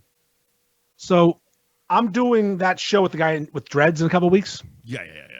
Okay. Doing that show, and I found out that he's also the guy to talk to about renting all the equipment, the stage, and everything. Oh, okay. So I talked to him for 20 minutes. I go, this is what I need. He goes, all right, this is how much it is. I go, that's not bad. Sold. Is that how you hooked up to do the podcast, or did they?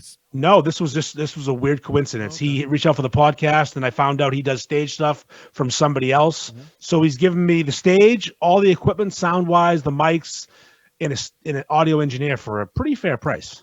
Jesus, that's really. Yeah, no kidding. We need one of those it sounds fair tonight. To me. Yeah, no kidding. We need Cold Feet Jerry over here. The fuck is Jerry? I've been talking to him. There's an issue, but it's been resolved. It better be fucking resolved. I lied. Can't fucking be dealing with this shit on fucking March 12th. Yeah, we're going to be live at the Cabaret March 12th. So if anybody live at the Cabaret listening Lounge to this show wants me to bring my dick beaters, that's where I'll be. Fuck around and find out. Jesus Christ. So yeah, Ferg Fest. And also, there's going to be another event coming up that I'm not ready to announce officially yet because we haven't pulled it all together, but it's a comedy event in April at Beowulf Brewing. That's where my movie was. Yes, it's going to be a roast battle for some local comedians. I don't know. I'm just putting my name on it. This ought to be wonderful. Alexis Kimmy in the Instagram chat asking who won the Patty's giveaway. At Spellbound Salem, tagged at Madame_Psychosis. Those were the winners. Madame Psychosis, Madame _Psychosis were the winners. Because finding someone who followed North Shore Beefs and Patty Kelly's and tagged people fucking account was fucking impossible. So we found that there was an 88th try. Yeah. We finally found someone who did it right. Yeah. Don't be private. A lot of rules. Such fucking psychos. Well. Another announcement. While we're doing announcements, I got more shit going on again. Sure. North Shore Beefs Bourbon coming back. Oh, I got it up there. The Old Scout. The Old Scout. They're doing another barrel for me and Depot Liquors. Oh, fantastic. The proceeds this time are going to the Pete Frates Foundation for ALS. Okay. So that was pretty not bad bourbon. No, it wasn't bad at all. And he's actually Peter from Depot was trying to work with them because the Pete Frates Foundation is a big deal, especially in Beverly. Okay. He's a Beverly kid, baseball player, the Ice Bucket Challenge kid. Yeah. Okay. So, big deal in Beverly, and Depot Liquors is a Beverly liquor store. So, the internet thing. Yeah, the internet thing. So, and they just had a thing recently where they're trying to get more donations going. And also, so this is weird. The 98.5 article comes out, and it's a big deal to some people. I'm pretty keen to the fact that it's just a bunch of bullshit, but some people take that as a huge deal from me. Sure. I was congratulated. Thanks. People used to think it was cool that I was on radio. Yeah, no, exactly. So I'm not trying to pull the fucking curtain back, but anyways, most nights. A kid I went to high school with reaches out to me and tells me that someone else went to high school with that played football with us both has ALS, and he wanted to do something, have me do something with charity. So I'm like, all right, what do you want to do? Like, do you want me to raise money for him or raise money for a charity? And long story short, they wanted me to just promote awareness for a cure because the kid who has the ALS doesn't need money himself. So that's why we chose the Pete Frates Foundation, because first of all, it's awesome. Mm-hmm. They do great work, and it's kind of a personal thing for me right this second. So he doesn't need the money. Who gets the money? The Pete Frates Foundation for a cure. I got you. We're basically going to donate to cure ALS because it's got to be the biggest fucking bunch of bullshit in the world. Yeah. It's such an awful, awful fucking disease, and it's not cool. So that's that. Bourbon's coming back. That's cool. It was funny as I was kind of toying with the idea, kind of like the guy from Christmas Vacation, of making a buck off of this. Yeah. A little something for the effort. Something for the effort. But I started thinking about the amount of money I could possibly make. I'm like, why would I be a fucking dick? It's so I watched for like the fucking 40th time last night The Social Network, the movie. I think it's an oddly compelling movie. Like, it's very watchable. It's good. I watched that a bunch of times. If you're flipping channels and it's there, it's a very watchable. Like, you can pick it up anywhere and just watch through. But one of the overarching themes of it was not wanting to monetize Facebook because that's not cool. Just being is fucking cool. And it sounds very similar. It's like, yeah, you could make a couple bucks off of it, but realistically, just it's Nighthawk and Dragon. It's like, just that's fucking cool. Yeah, exactly. You don't have to make a dime off this shit, but the fact that your stupid face and Mo's stupid face are in fucking liquor stores and people are even if they're not buying it, they have to walk by and go, what the fuck am I looking at right now? The entire goal was that. What the fuck? And you know what? That promotes curiosity. At the very least, they're twisting and seeing, oh, Twisted Fate Brewing, and because there's always a couple other Twisted Fates there. Sure, yeah. And when you read it, it's like, if you're a fucking beer drinker, it's like, maybe I'll give these weirdos a try. Yeah, well, I don't know what the fuck's going on right now, but this is hilarious. It's like just having that, like having your fucking beef on a goddamn whiskey bottle. That's fucking cool. And so that's what it ended up being. I was talking to the kid. I'm like, he's like, what do you want to make? I go, I just something. But then I'm like, I said to him, I go, just don't be afraid to help him promote Ferg Fest. That's the cash cow. There you go. Make the bourbon. Make the bourbon. Give me a couple bottles. Just give all the money to fucking the Frady's Foundation.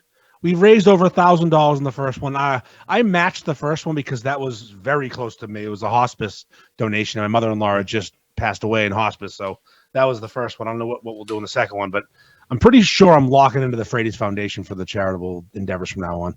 Are you? No, I guess logistic questions. Are you sure updating the wrap there? Because it's a modern butcher beef, if I'm not mistaken. He's gonna have a new one drawn. Are you gonna put the whatever is it Ken Beefy Jr. or whatever the fuck that logo is? No, he's gonna have a whole new one drawn just for him. By his art. Yes, I want it to be unique. I mean, I have all these stickers, but I want something different on the bourbon. Yeah, sure. It's cool shit. I like cool shit. Exactly. And that's a cool fucking thing. And if we can raise money for charity, everyone wins. Again, I think the kids call it humble brag. Oh, humble brag. Okay. That's my bourbon. Yeah, yes, that's my bourbon. Again, walking through the liquor store and be like, that's my bourbon. How would I put my dumb face on the bourbon? That's my dumb face on a fucking beer can. Jesus Christ. You fucking zoo. Yes, I named the festival after myself. Yeah, you did.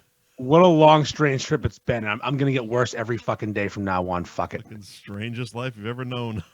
I'm still baffled by it every day. I actually asked my daughter yesterday if it's okay that I'm still me. Like, is this bothering you yet? She goes, no, it's fine. I said, okay, it's good. It's good that she's cool with it. Yeah. Someone asked her if I make my living running North Shore Beefs. I go, she goes, no, he has a business. That's not those beefs. I'm like, I would love to. Can someone figure it out for me? I'm in. Seriously. Yeah, I'd love to get off the ladder, but unfortunately, I have to be on a ladder every day. It actually worked to support We're having a this. good month here, though. Holy shit. Yeah, it's a strong month. We have a strong month. Might want to add like 2 or 3 more. If we could do this every night a week and get paid the same per episode we are now, yeah, then I would be. Then we would be making that. I would be no longer on a ladder. So, if you own a company, you want to sponsor us to retire from our jobs, that's cool. Somebody in the comments said that the header of our fucking show looks like a goddamn NASCAR. It absolutely does. So that's the point. Presenting sponsorship is a little bit more money than what we're charging, but you can banner your fucking name across it. Believe you could get the footer if you want. There you go. The whole footer's available. Look, me and Andy's fucking dumb faces aren't the important part. We'll fucking shrink ourselves down to nothing and just have all logos around this. Yeah, I'm into it. It's fucking, stack them up. Fuck It'll it. look like the fucking Uber Eats app when we're done. Yeah, get me the fuck off a ladder. Can we talk about this? A little serious tonight, but I kind of have it's a news thing. Go on. That came up this week, and I texted you about it. You weren't really aware what the hell I'm talking about because the state of Alabama is banning in vitro fertilization because the frozen embryos, each and every one of them, are children. So they discard the frozen embryo after the kids, after the parents decide they're done making kids. Oh, no, I saw embryos the Saturday Night Live skit. Yes. Okay. Okay, full disclosure. Andy was texting me about it a week before Saturday Night Live.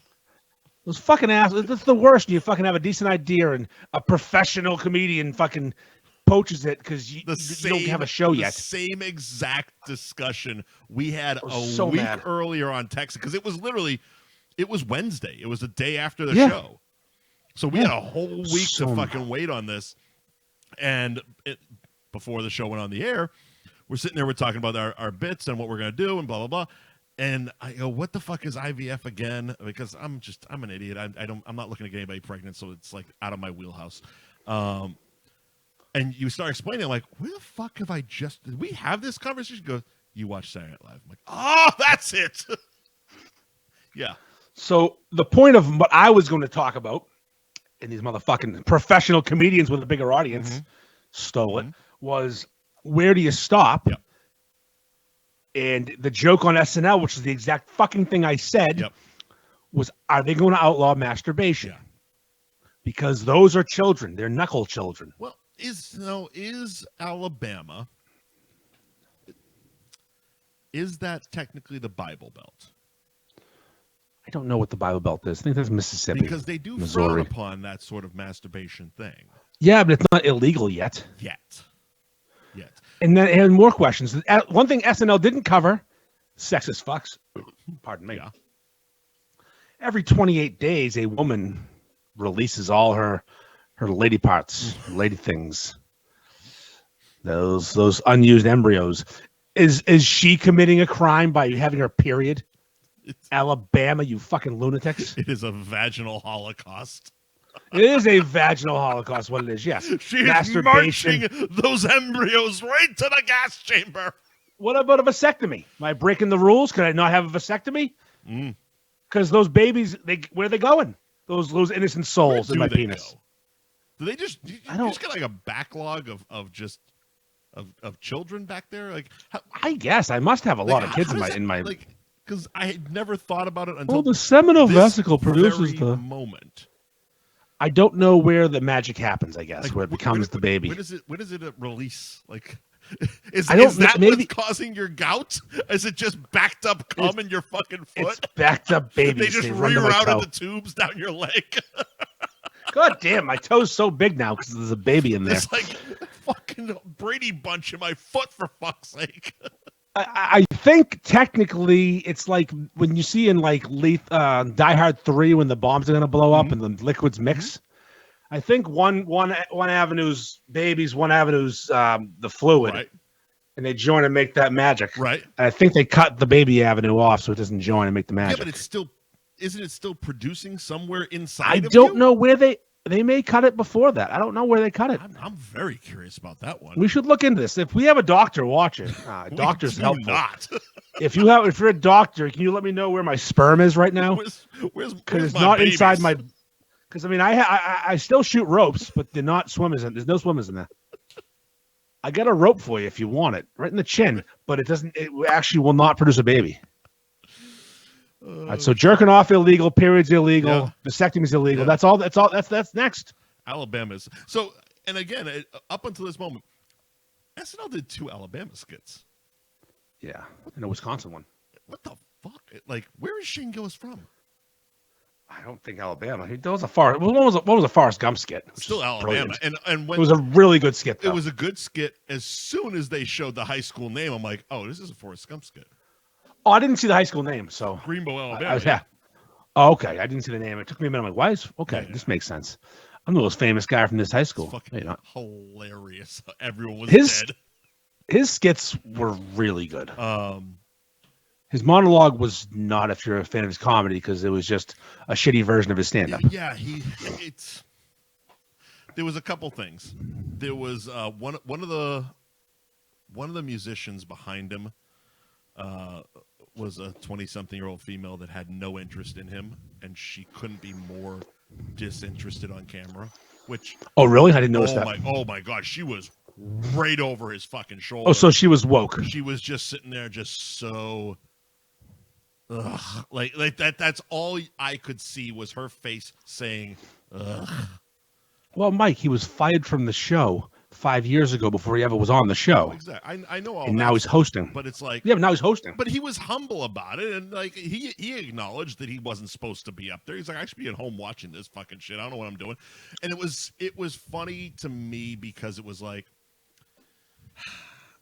he was trying to get his shit in because he has a very specific direction he takes his comedy. It's retard based. Yep, and mostly, yeah. That's not, 80% retard. That's not NBC comedy. Nope. That's not Friday nights on NBC, the retard hour. I found it awkwardly funny. Like, I wasn't laughing, but I was like, I see what you're trying to do. I get it. And the audience is not your fucking audience. I get that as well. He was struggling up. He was bombing. But yeah, when he got into the skits, he fucking home run. They cut probably the best skit of all. It was the I don't know if you saw it on their YouTube. It was the Liberty Mutual spoof. Didn't see it. Doug and the emu. Okay, I didn't see that. I'll send you a link afterwards. It was probably one of the funniest skits that should have been on the air. The Packers one, the Packers butt plug. Yeah, the butt plug. Yeah. For some reason, Green Bay Packers fans are offended and are calling it racist. I watched it twice, and I'm like, how are we? Are we just tagging racist on everything? Well, a cheesehead must be a racist term. Is Wisconsin a race? Yes. Have you heard them talk? I mean, Jesus. They're not human. Also, it was the last skit of the show. Which is always a disaster. Who the fuck is still, and it was still funny, but who the fuck, like that? That's what I was surprised about, because usually after Weekend Update, the drop off is severe. Yes, it is. The quality is fucking abysmal most of the time. That's where you're like, on the DVR, you get to Weekend Update, and it's like, I'm done. Unless it's a really good host, yeah, I'm out. In this situation, kept watching because it's like, all right, I'll give you the next skit. Next skit was funny. Okay, I'll give you the next skit. Next skit, go through. Fuck the musical acts. I almost never watch them, even if I like the band. I watched this one, 21 Savage. Are they good? I have no idea. First song was good. Second song was not. I mean, I saw him at. I'm not aware of him as a musician. My daughter was, so she told me it was good. Are they two guys? Because there was a woman on stage as well. No, 21 Savage is one person. Really? And then he had people backing him up, like other people also with him. No, because there was a woman on stage with them at the close of the show. She was not gross. She got a Google out of me. Yeah, she's worthy of a Google. She was really hot. This? Yeah, there was a lot going on there. A lot of hippie, a lot of titty, a lot of small waist. So what's funny about that last skit being the offensive one or whatever? There's a skit that they've done in the past with Casey Affleck, the big tall brunette that used to do Weekend Update, and she does like the girl at the party you don't want to talk to, sure. And then the lesbian that's really popular. I don't know what her name is. What? Kate McKinnon. Okay, yeah. Okay. It was about alien abduction. I don't remember it. And they both got abducted. And Casey Affleck and the tall brunette Hispanic woman, they had this beautiful experience with the aliens. Mm-hmm. And they've done this skit multiple times. It's always the last skit because Kate McKinnon gets anally probed and ass fucked and completely violated, dropped into a field naked and shot at. Is she playing like the older woman in the... She's playing an older hick. Okay. And she's sitting with her legs akimbo. I do know a bit. Yeah. Okay, yeah. So that's the most fucked up funny skit of all time. So this guy talking about Green Bay Packers butt plug because of targeted ads was so not offensive. It also almost had nothing to do with Green Bay Packers fans. No, he just wore a shirt. You could have picked any fucking team. It could have been the Seattle Kraken, for Christ's sakes. Oh, that would have been actually funnier. Would have been good. But yeah, it was about the phones listening to us. Yes. About Alexa. Which says a lot The about iPhone. Green Bay people. They don't get funny. Nope. You missed all of the joke, made it all about you, and tagged racism. The fuck? Goddamn white people. Fucking sake, man. We are the fucking worst. We are the fucking worst. I can't stand being white. I'm so sick of being white. It was in The People versus Larry Flint when Woody Harrelson comes to court and he's got the American flag as a diaper and a T-shirt says, "I wish I was black." Always gets me. Yep, it. But yeah, Shane Gillis, his special "Beautiful Dogs" on Netflix might be the best one of the year. It's really last good. year. Here's the thing: if you like this show, you listen to this show, you'll like it. Yes, it's right in that wheelhouse. It's really fucking funny. Speaking of that. I made a couple of faux pas last week. I will call them faux pas. Are we segueing because we got a couple more reads to do just before we wrap it up? I'm just going to talk about being accused of being a piece of shit because I use the I word. Oh, well, hang on to that for a minute because that's right. just fun all day. Thank you to Fibba McGee's kid. Ooh, I'm going there tomorrow. Dropping the Oz from Fibba McGee's, 102 Cabot Street in Beverly. There you can find them, their website, fibbersbeverly.com, that has the hours of operation. And Fibber McGee's Beverly on Instagram. Is tomorrow the Ty Law thing? Yeah, 4:30 tomorrow. Ty Law's going to be there. And I'm getting there at 4. And if you want to chug against me on a Guinness chug contest, I'll be there at 4 o'clock. Here's the thing. I take all comers. Andy has to chug a Guinness tomorrow. So he's going to chug a Guinness at Fibber McGee's. If you want to show up and chug a Guinness with Andy, 4 o'clock, show up. I'll be there at 4 o'clock sharp. Sharp. Mark your calendars. Wednesday, tomorrow, February 28th at 4:30 p.m. Hall of Famer Ty Law stopping by to celebrate his new vodka, Corvus. Corvus vodka. Come try a grilled pineapple vodka. The fuck? I don't know. You're going to have to try it. You're going to have to report back. Yep. Grilled pineapple vodka. And say hello to Ty Law. And, of course, say hello to Andy Ferg when you're there. Fibber McGee's in Beverly. Is that a fart or a burp? I was clearing whatever the fuck's in my throat right now. It sounded like a... It wasn't a fart. No. Little Toots McGee. It wasn't a fart. It wasn't a burp. It was I don't know. It was just a blockage. Tootie. Fucking blockage. Speaking of blockage, thank you to the Cabaret Lounge. Whoa, Cabaret Lounge, Route 1 in Peabody. Open till 1 a.m., 7 days a week. Hit up on Facebook and Instagram, Cabaret Lounge Peabody.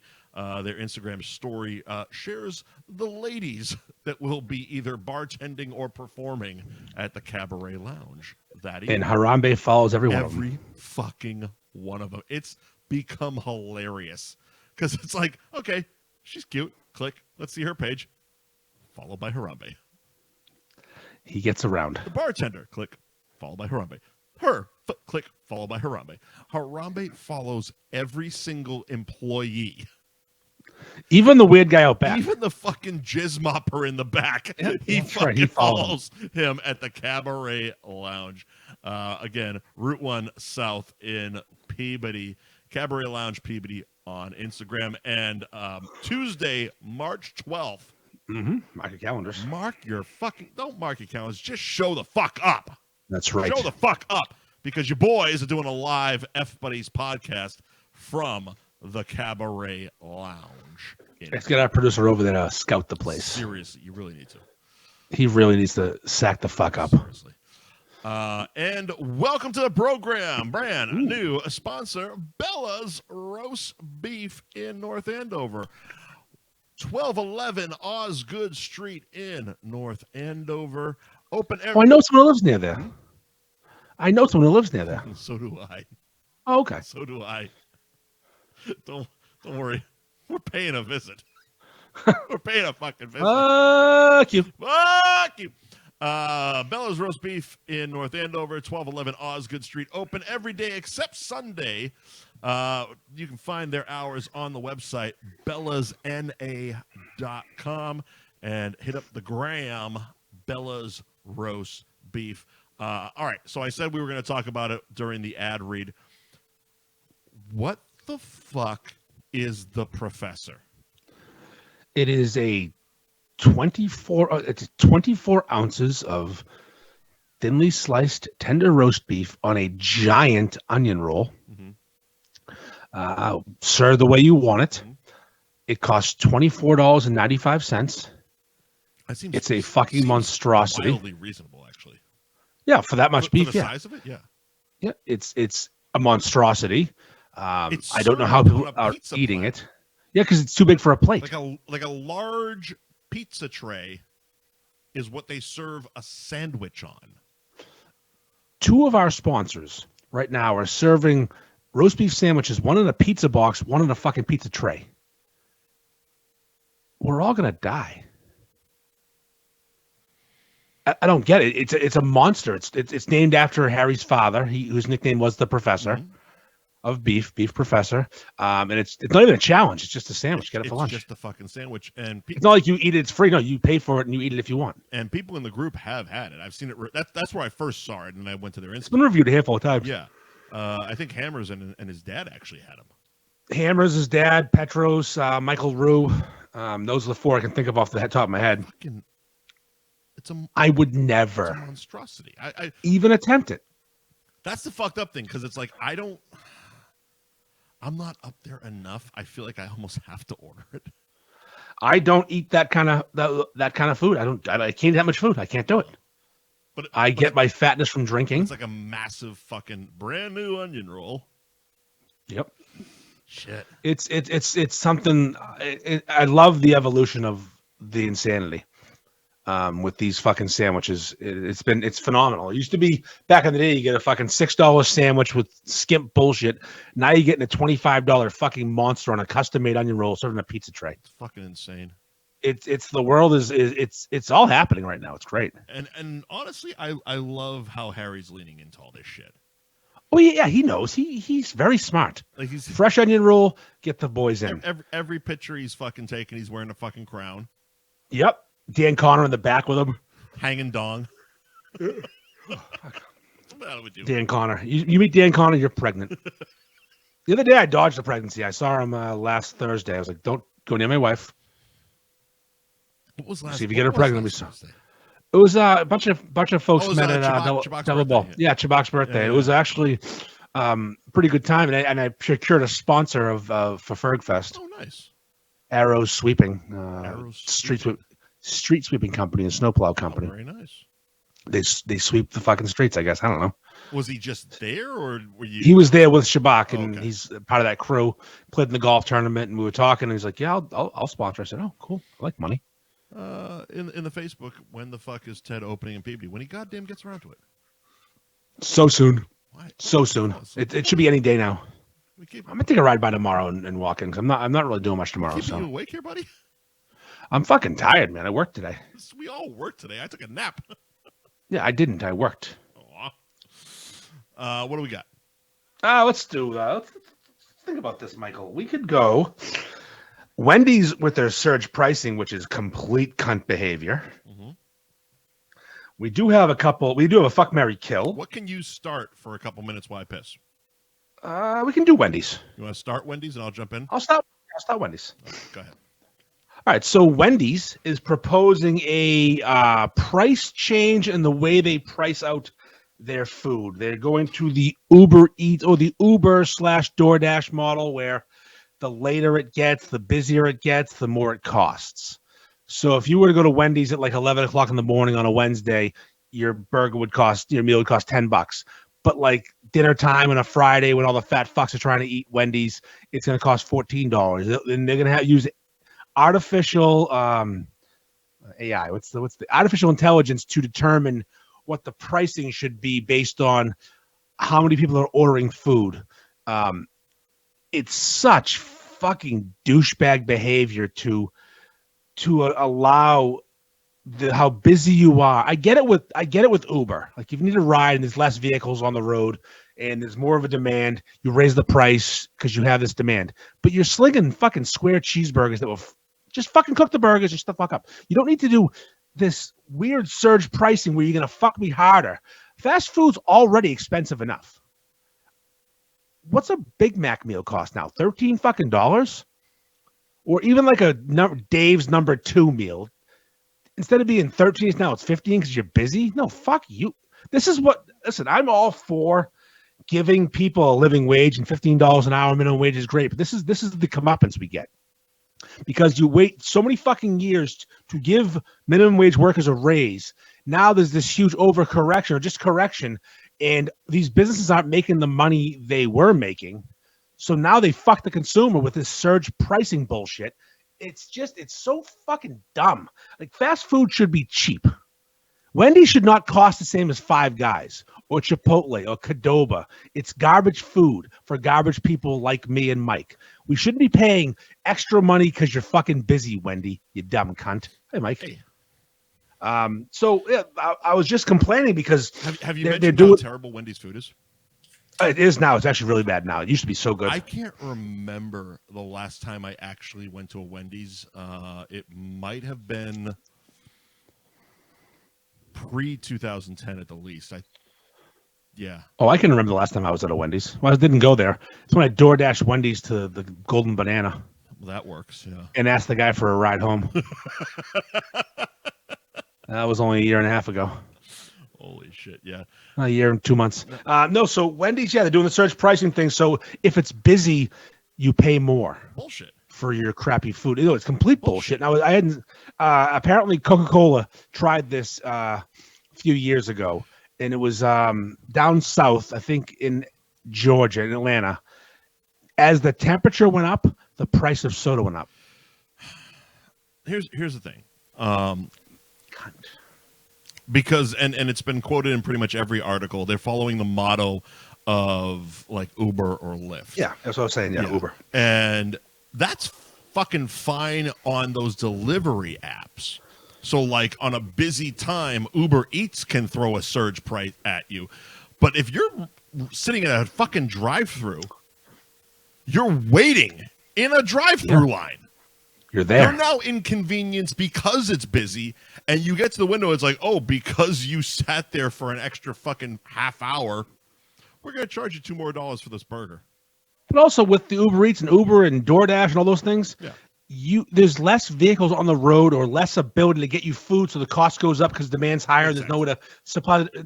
But the fucking burger. They also bake their prices in Uber Eats and all DoorDash and whatever. They catch on both sides. Yeah, exactly. They fucking have their delivery fees, the tip. You got a pre-tip, of course, or your food will be fucking thrown against your door. It's been a while, but I think 2 quads is around $28 right now. That's Massachusetts. That is DoorDash, upcharge, bent over, pre-tip, post-tip, delivery fee, all the fees. When it's all said and done, it's $28. Because you've seen some of the meals I've gotten. I've never spent $20. It's because you use the app and it's different. We can't even use the deals. We cannot use the deals, like the daily deals, for delivery. Well, we've also been over the fact that the app thinks you live in the middle of a highway. They do, which is nice, which has helped me keep my dick beaters in check. Like fucking Lebowski and his dirty undies are just tossing it out the window. Let's hope it gets there. 5 stars, bitch. It's 9:12, huh? Yeah, well, we also had a late start. That's true. So fuck Wendy's. Fuck Wendy's in their surge pricing. We're not doing that. Fuck Wendy's in their surge pricing. I'm just a McDonald's guy. I'm not going anywhere else anymore. I'm not going to go to Burger King. I'm not going to go to Taco Bell. If I want to eat like an asshole, it's McDonald's, and it's only McDonald's from now on, moving forward the rest of my life. I think it's a safe move, especially we're getting to a certain age here where we don't want to start shocking our system with new shit. No, just fucking give me if I'm hungry, we know what a quad is. Yeah. Oh, tonight we're just going to be working overtime on all the insides. You know what's funny about the quads is a daylight quad is the funniest thing to order in the world, and I have not done it in a while. I've been kind of off the quads. You know what the trick is, though? You have to do not through the drive-through, pick up in store, and give them time. Did you actually go in and use the touchscreen menu? No. You do it on the app, but you do in-store pickup through the app, and you wait, and you go in, go out real quick. What was the night I bounced off the cabaret door? Was that golf tournament? Yes, that was the most recent time you were up here. Yeah. So that night, I introduced my stepdad to the quad. Oh, that's right. Yeah, because I Ubered back to the house, and he's there, and he's like, my guess, I don't remember the conversation, but my guess is he looked at me and he's like, I got to put some food in this fucking guy. He's going to puke all over my house. Well, you bounced off the cabaret door. Exactly. So he's like, you weren't allowed in the cabaret that night. He looks at me. He's like, do you want to go get some McDonald's? I'm like, fuck yeah. Fuck yeah. So we go in, and I'm sitting there, beep, boop, beep, boop, on the fucking digital menu in the lobby. And he goes, what do you order? I go, oh, you actually went there? In the full of bowl. Oh, I didn't realize. Yeah. Oh, I thought you guys fucking got DoorDash. No, I never got that part. Went. You were allowed. Did you bounce out that door too? No. I straightened up. But we went. I'll never forget you fucking like an airplane flying into the fucking the fucking Twin Towers. There's video of me running around the parking lot. Because you were doing this. You were airplane, and then all of a sudden the door just slowed you right down. But yeah, I beeped the touchscreen in the lobby. And he goes, what are you doing? I'm like, I'm getting a quad. What do you mean? And I started explaining to him, like, oh, you get the double cheeseburger, add 2 patties, a little extra cheese. I put some extra onions on the motherfucker, and you full send. He goes, I want one of those. Yeah, you do. Like, yeah. Boop, boop, boop. 2. The correct answer was 4, by the way. And we sat there and ate in the McDonald's. fucking McDonald's. Oh my God, I could never. And I just sat there like, good, right? He's like, holy shit, this is so fucking good. I'm like, yeah, it's the greatest sandwich that's ever existed. And I would like to have one right now. It is fucking heroin. Yep. It is straight up. It's terrible for you. It puts you right to sleep, but it feels good for that 10 seconds. Just imagine eating 2 of those with McNuggets on the toilet in your downstairs bathroom. No, I won't. I have a lovely living room with a television and a table. Sometimes you got to do what you got to do. And eating quads quietly in the bathroom is something I've done. Fucking stretch my fucking shit out. I don't know if you were going to get to it. You didn't mention it. But Miley Cyrus has a penis room. That's weird. She's weird. A whole room. She's odd as fuck. I find her very attractive, though. I'm not gonna lie. I do not. Not even a little bit, actually. Oh, I'm falling on Miley. No, not even a little bit. But I found the fact that she has an entire room dedicated to penises really relatable. Because, and I'm going to pose it to you. If you had fuck you money, what kind of weird shit would you do or have? If I had fuck you money, what would I do with it? I'd probably put a McDonald's in my house and have them give me quads. See, mine is mine's less extravagant, I guess. I would have a lot of weird statues. It was probably Christ, it's already 24. It was probably 10 years ago that I saw this. So at Hogan's Beach Shop in Clearwater, Hulk has in the fucking store a life-size statue, arms outstretched, top hat on, of him as Thunderlips. Pretty awesome. And I immediately said, if I had a fucking big goddamn mansion, that would be in a room. That would be one of the weird fucking things in a goddamn room. Just 6'3" Thunderlips, arms are stretched, the ultimate male. He was quite the coxman, Thunderlips. I'm looking and I'm like, it's not Hulk Hogan, it's Thunderlips. Well, I mean, I guess I might go a lot of Rocky stuff. A lot of movie stuff, a lot of memorabilia with that stuff, maybe. I mean, bowling alley seems like an obvious thing, but that's not weird or fucking anything. Yeah, it's pretty normal. You know? But I meant stuff like oh, you're just, you're giving An eccentric cunt. You're giving your guests a tour of the house, and it's like, oh, this is Thunder Lips. Don't worry about him. Just a huge painting of Drake's dick. More than likely, he'd be in like the guest bathroom. so you gotta sit there and stare at him. Just have Hogan in multiple situations. NWO Hogan, Hulkamania Hogan, just random Hogans all Thunder all Lips. over. Just Hogan. I Hogan. mean, I sent you the picture. Born Hogan. We were on a fucking dinner cruise in Fort Lauderdale, and like $30 million mansions. We were going past, and the $1 million Harambe with the fucking champagne bottle, it was made out of platinum. Jesus. So I mean, the Johnny Brown's has the orange one that I consistently send you pictures of, but no, this one was on someone's patio. It was 7 feet tall, with a massive Dom Perignon bottle over its head, made of platinum. I googled the fucking house. It was a $36 million house. With fucking Harambe. I was insulted because they had a 3D fucking you could walk through tour of the house. How small every TV was. That's the thing. Rich people don't watch TV. Fuck. That's why they're rich. You. The guy at a movie theater. My TV's bigger than his fucking screen. Oh, you watch TV. He doesn't care about TV. Ugh. Hates TV. That guy. Fuck him. What else we got? All right. I got to do kind of the week. I have to go to the bathroom again. All right. I have two. You want to do kind of the week and then I'll do word of the week? Sure, I'll do the kind of the week. I have two cunts of the week. I'll do everyone's kind of the week. I don't have a kind of the week. I try to live my life every day. Keep out of strife, come what may. I try to do unto others as I'd have them do to me. But it can't be done for everyone, and now it's plain to see. You are a cunt, cunt, cunt, cunt. A big fat stinking cunt.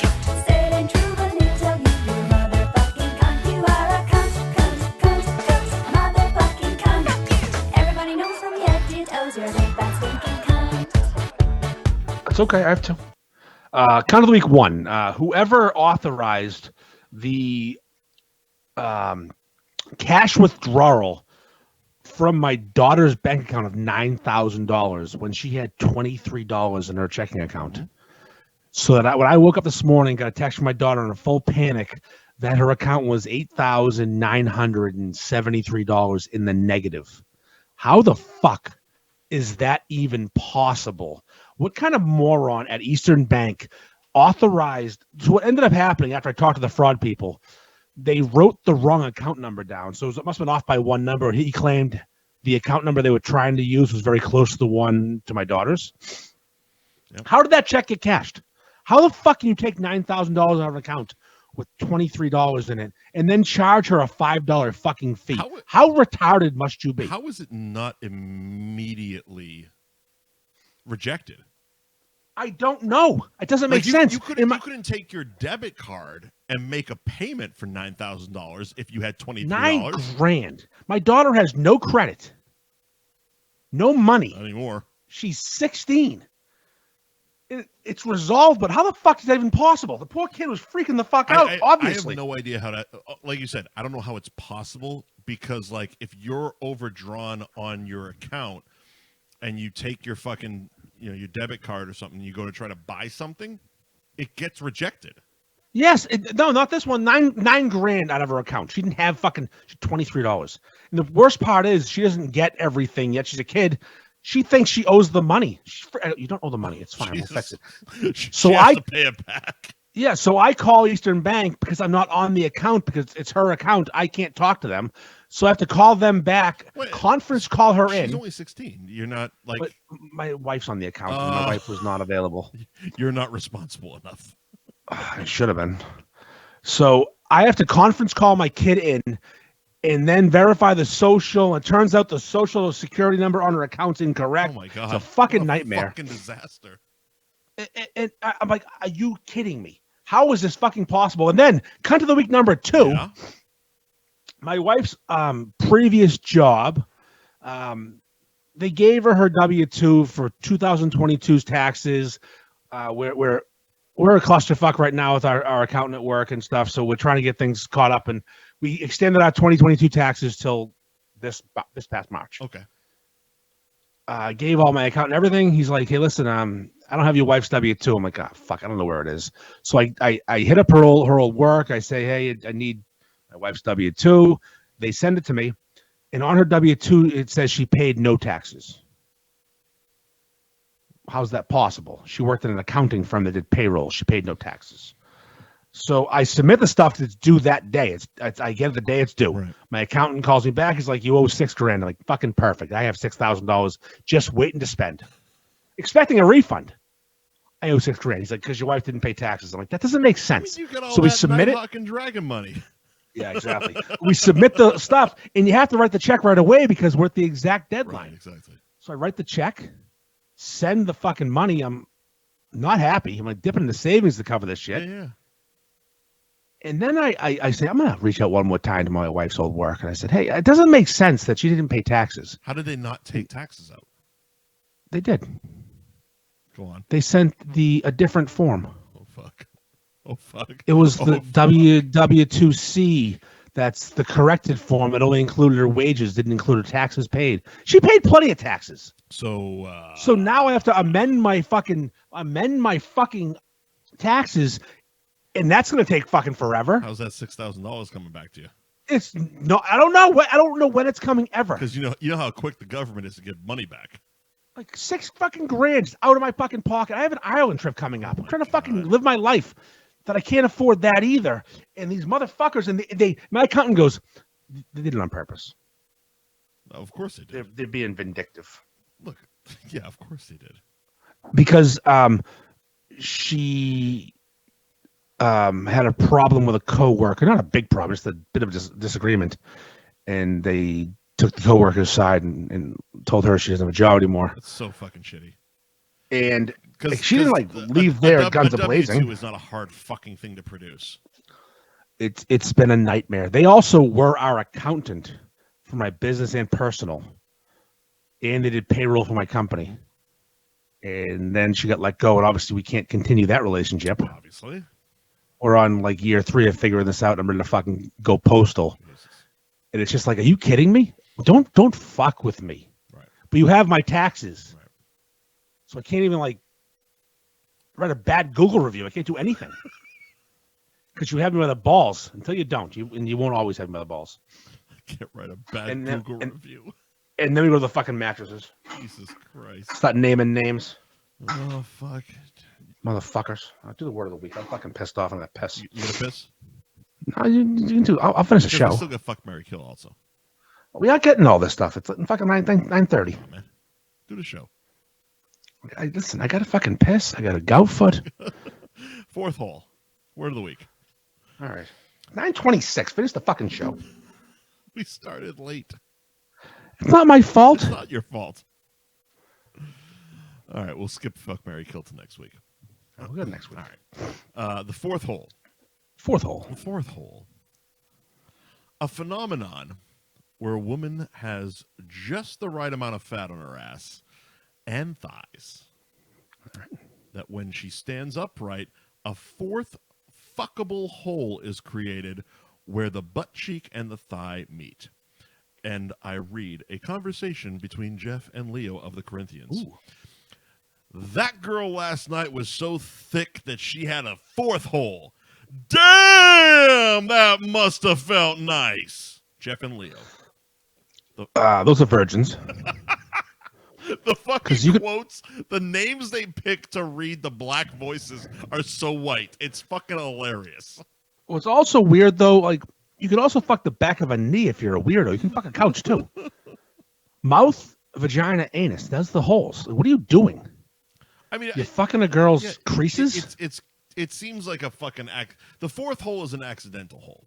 You can fuck the armpit if you want. Put her arm down. Fuck it. The fourth hole, it seems like Titty fucking's the fourth hole. They're not holes. they're not holes. They're not holes. They're not holes. You have a small dick and you don't know if you're in or not. You're trying to fuck it from behind. You had a medium dick and you have no sensitivity now. Make sure on antidepressants. And you're pumping at her at a medium pace. Yeah, and you know what? She has no idea what's going on. She's like, "Are you in yet?" No, I'm not. I guess maybe I am. I don't know. Yeah. Tashi in the Facebook chat. Put it in her ear. Anywhere it fits. Put it in her ear. Anywhere it fits. Her earlobe, Got her that fucking, little her dick. nose. It doesn't matter. It's all a fourth hole. Listen, you can make a fucking vagina out of anything. Like, seriously, like, just, you were talking about flexing earlier. So just, like, you put your arm together, put your fucking dick in between there. There you go. Yeah, right this little There spot, you little go. crevasse. I mean, there's stories of people putting shampoo in Ziploc bags and put them between mattresses and fucking them. That seems like a lot People- of work. People buy fucking vaginas and pussies molded after porn stars. I just fuck a watched vagina, be a special man. on that, actually. It's just fucking vagina. Be a man. Stop it. Are you watching Sex Before Al the Internet? Delano. Bell. What? Are you watching Sex Before the Internet? It's on Vice. What's that? I don't watch Vice. Oh, it's a good fucking it's a good series. They covered like Al Delano just told us he has a tiny dick, just so you know. belly button. Yeah. These fucking belly buttons. And Audi, Al. Oh. But no, Sex Before the Internet. Give it a look on Vice. All right. It's fun. Anyway. Yeah, so every hole's a fourth hole if you try hard enough. Yeah. I mean, every little space you can fit your dick between is a fourth hole. Yeah. I mean, what? The girl doesn't get any pleasure? No. That's What are we doing here? That's not what this is about. Michael Rue from the Facebook group's tits are a fourth hole. What are we doing here? Wasn't that the kangaroo sponsor? Yes. Do you see BP Hammer's nostrils? Fourth hole. Shit. Wide open. Anywhere in I could fuck Dan Bob in 87 fucking crevasses. Yeah, fourth hole. So how are you coming on the James River dunk tank? I don't know. I should probably look into it. That'll be a good one. Yeah. I'm thinking like just a couple of bottles of James River and water and make it look cool. Yeah. It doesn't Little maroon dye. way too fucking thick to fill it. Also, way too Yeah. costly. Yes. Yeah. So you fucking fill it with water, dump a couple of fucking things in there, make it look like shit, and then drop them a couple times. And then fuck his fucking armpit hole. There you go. Boom. Send it. There you go. The mayor, Angry Inch. Very good. He's got more than that. We know that. Yeah, we do. We know, but we don't. We do. We know. The mayor's got too much confidence. He got BDE. Oh my God. Holy shit. Guy just fucking goes live with his big hog. He is the walking description of BDE. Yep. He just goes live with that fucking hammer. Just shows it off. Are we good? All right. Yeah, we're good. All right. Thank you to our sponsors, Gary Girolamo Group of Cross Country Mortgage, Ben Franklin Print Company, Anthony's Roast Beef and Pizza in Tewksbury, Twisted Fate Brewing and Danvers, Fibba McGee's Kid, Nick's on Essex Street in Beverly, the Cabaret Lounge, Route 1 in Peabody, and welcome to the show, Bella's Roast Beef in North Andover. Andy, anything else? Just see you next Tuesday and go fuck yourself. Tuesday.